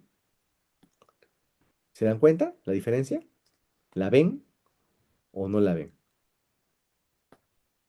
¿Qué les parece? El día de hoy han estado inusualmente callados. ¿Pueden levantar la mano, por favor? Todos levanten la mano. Ustedes ya saben lo que vienen, ¿no? Algunos de ustedes ya están preocupados, están diciendo otra vez la misma cosa. Bueno, sí, pues, pero lamentablemente tengo que asegurarme de que todos están. Uy, miércoles. Me faltan un montón de personas. ¿Ok? Quédense con la mano levantada. Quédense con la mano levantada. Ok. Bajen la mano, por favor. Bajen la mano, por favor. Ok. Muy bien. Entonces, a ver, vamos a ver. Vamos a ver. Vamos a preguntar. Vamos a preguntar. Daniela, abre tu micro, por favor.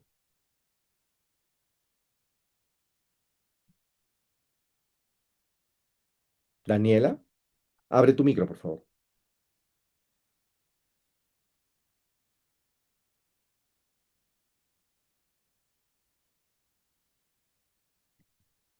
Daniela, abre tu micro, por favor. No, no, no. Baja tu mano.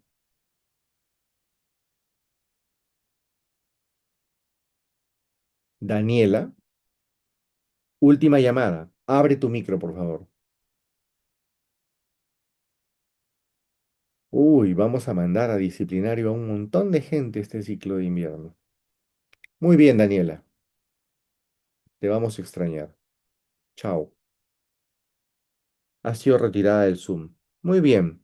Eh, José, abre tu micro, por favor. José Cifuentes. Sí, doctor. Cuéntame, José, ¿en qué consistía el supuesto de improcedencia por falta de interés para orar?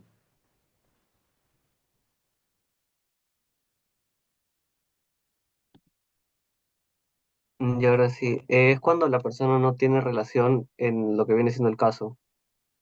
No, no. Lo que acabas de decir es absolutamente incorrecto, apreciado José. Rezo por ti. Espero que no contestes algo así en el examen parcial, porque tu nota va a ser un cero gigante. ¿Ok? Espero que estudies. Ok, o espero que estés atento, no, no sé. Ok. Eh, Último, María del Carmen, abre tu micro, por favor. Y buenas noches, ¿me escucha? Hola, te escucho perfecto. Ok. Cuéntame, cuéntame, ¿qué cosa es falta de legitimidad para obrar pasiva?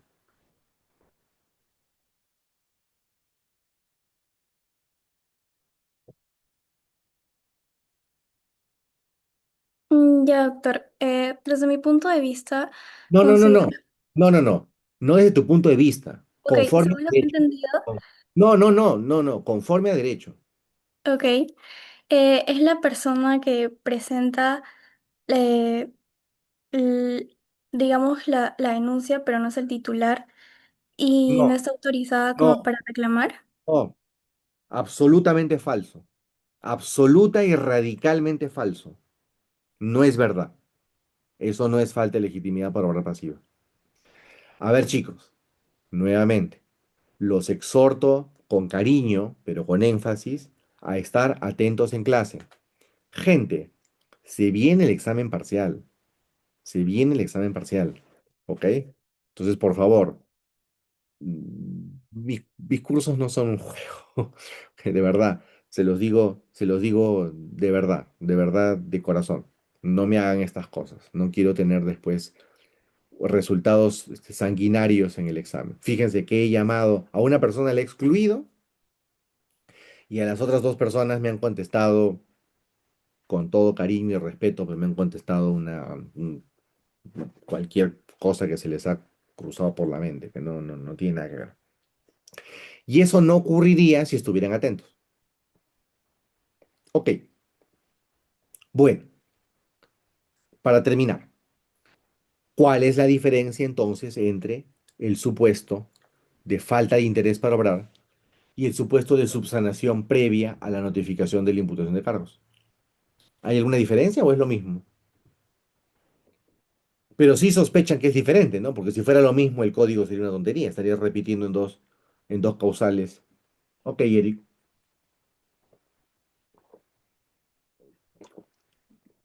Lo que Eric dice es absolutamente preciso. Esa es la diferencia. Muy bien, Eric. Esa es la diferencia. El momento en que se soluciona el problema. Les pongo el ejemplo para que se entienda y los dejo tranquilos. ¿Está bien? Vamos al ejemplo. Volvamos al televisor. Vamos a hacer el ejemplo ahora con Eric, porque Eric contestó bien. Entonces, miren, ¿ah? Primer supuesto. Primer supuesto. Eric compra el televisor en Ripley. Eric llama a Ripley y dice, Ripley, me han entregado un televisor malogrado.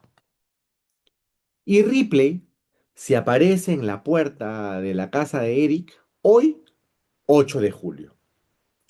Hoy, 8 de julio, Ripley le reemplaza el televisor malogrado por un televisor que sí funciona. Hoy, 8 de julio. Eric está con sangre en el ojo y quiere venganza. Entonces recibe el televisor hoy 8 de julio y mañana mismo 9 de julio va e interpone la denuncia en Indecopi. ¿Esa denuncia es improcedente? Sí, es improcedente. ¿Es improcedente por subsanación o por falta de interés? ¿Qué me dicen? Por falta de interés. Perfecto. Por falta de interés. Por falta de interés, porque en el momento en el que Eric articula la denuncia, presenta la denuncia, ya no necesitaba tutela, porque se le había arreglado el televisor. ¿De acuerdo? Ahora, imagínense, imagínense que Eric compre el televisor en Ripley. Eric llama a Ripley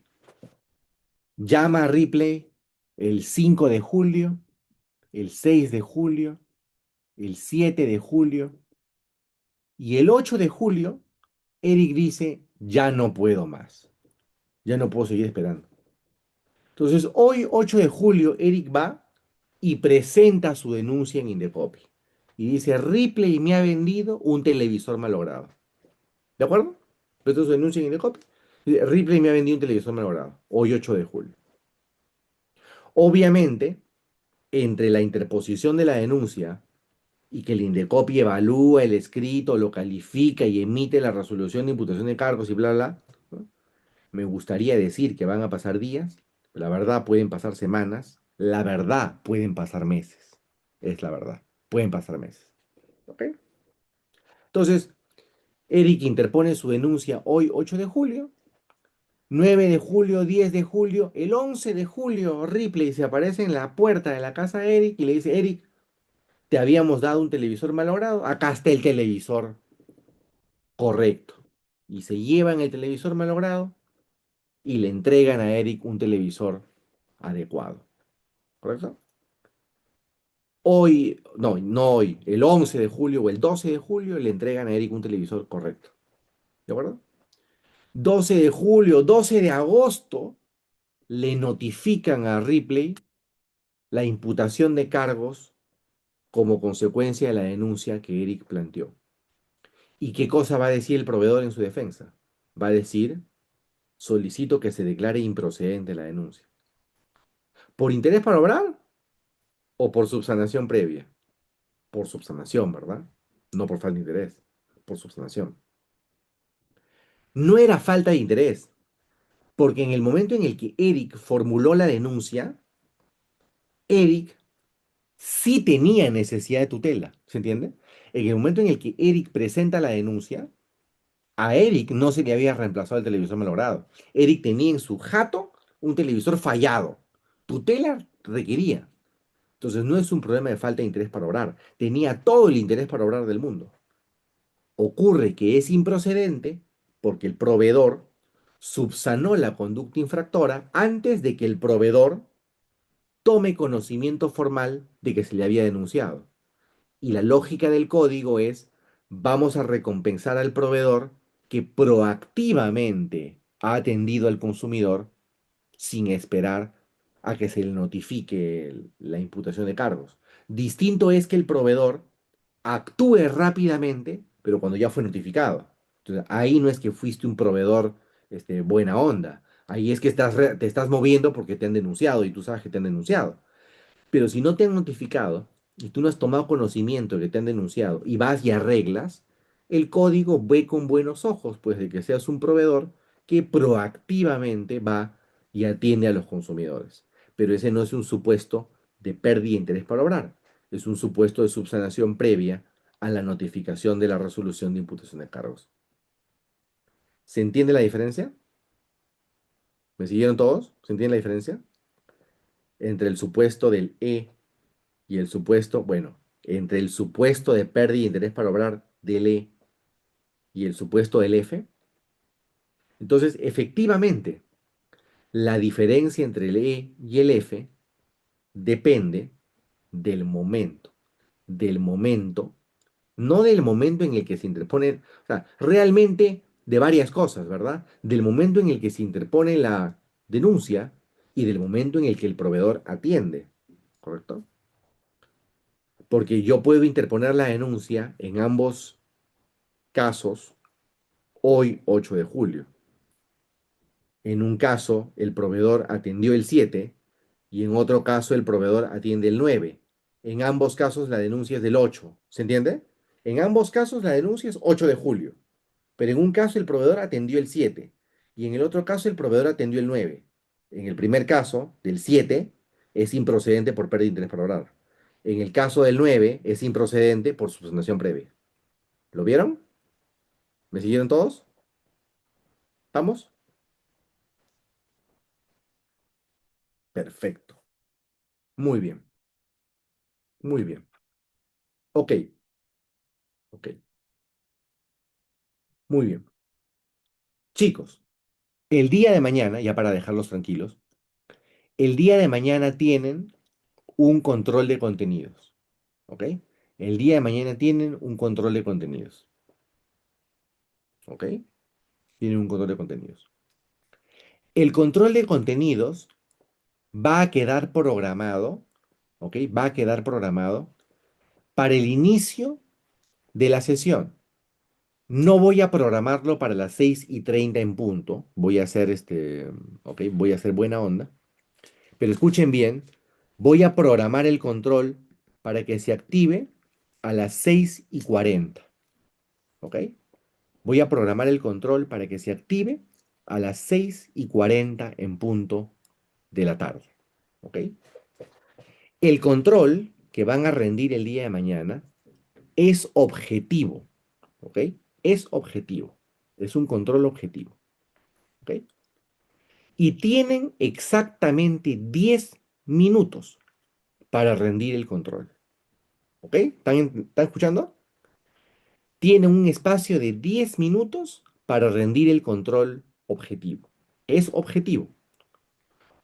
Como es objetivo, los resultados salen de inmediato. Ustedes saben, ¿verdad? Porque queda programado ahí tipo los resultados. Entonces, terminan el control y una vez que cierran los 10 minutos van a ver su nota al toque. ¿Está bien? Entonces, repito,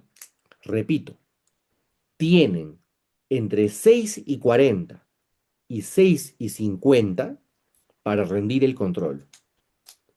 Gustavo, ¿por qué tenemos 10 minutos nada más? Por un montón de razones tienen 10 minutos.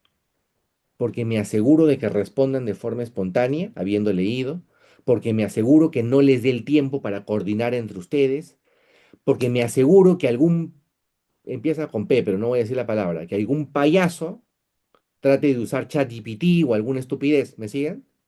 Me aseguro, pero no me aseguro realmente porque no puedo evitarlo, pero trato de ponérselas difícil razonablemente difícil, no difícil el control, sino razonablemente difícil en lo operativo, para, bueno, mantener cierto nivel de calidad, ¿verdad? De estándar de calidad, de estándar de rigurosidad académica razonable en el control.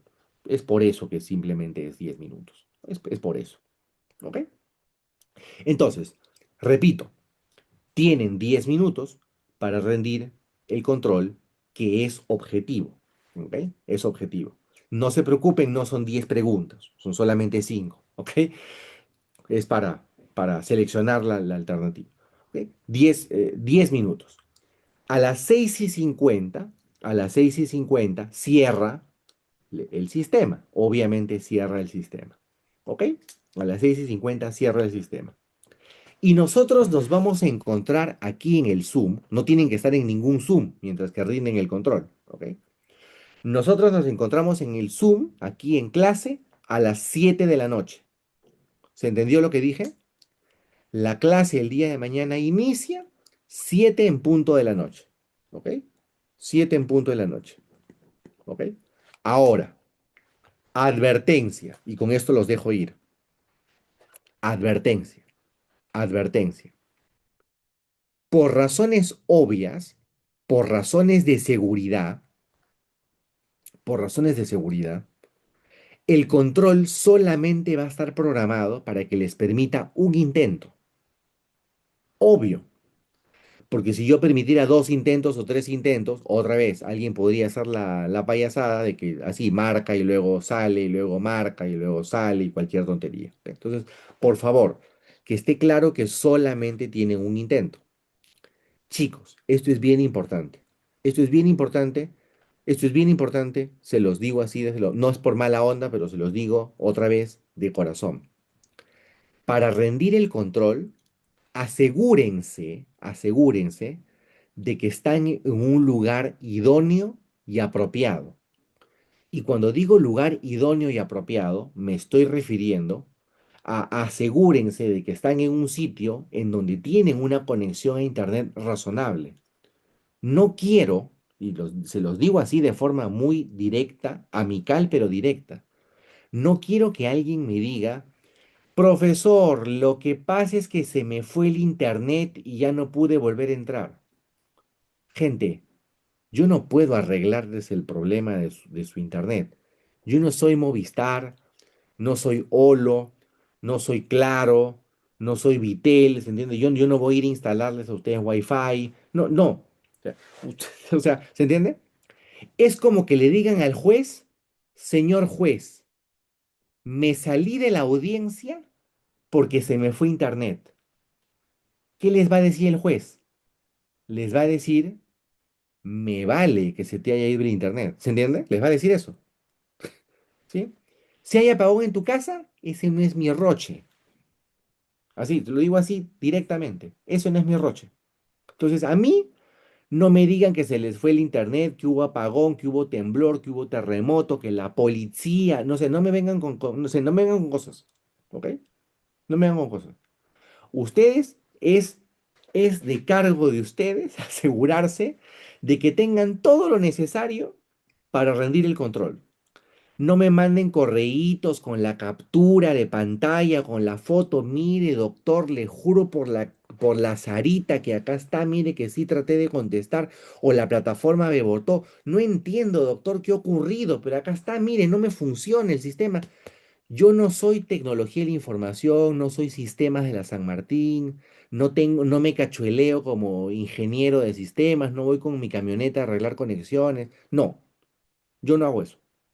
Yo soy el profesor de Derecho del Consumo. Entonces lo digo con cariño y con respeto, pero con énfasis.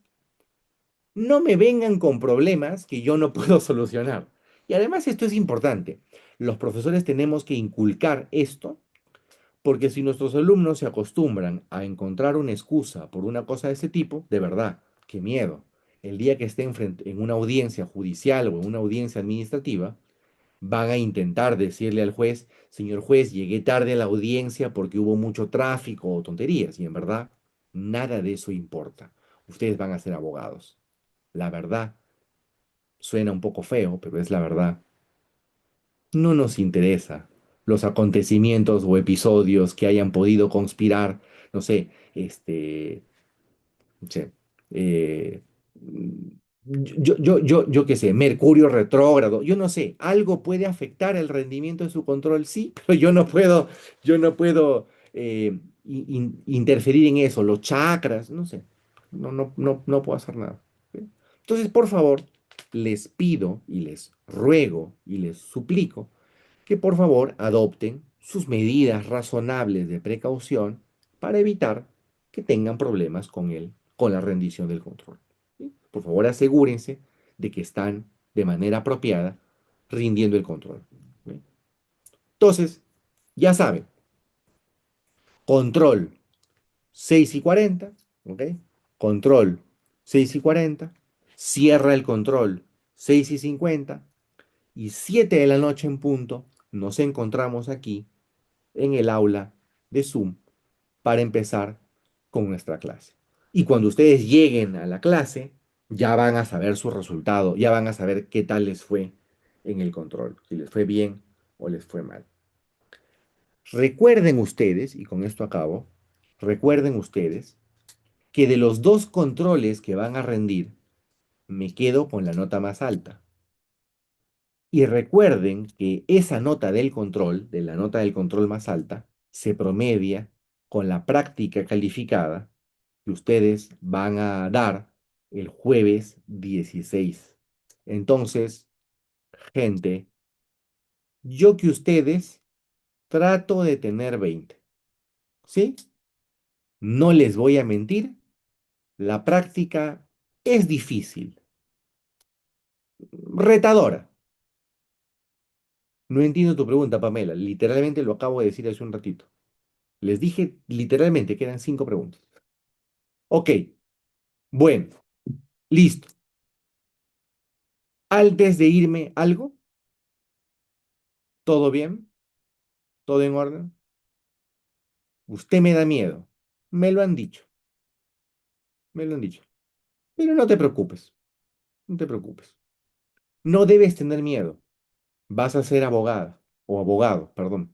Y un abogado no le tiene miedo a nada, pues. ¿Sí? Un abogado no le tiene miedo a nada. ¿Sí? No le tiene miedo a nada, ¿no? Entonces, eh, ¿mm? ¿Sí? Entonces,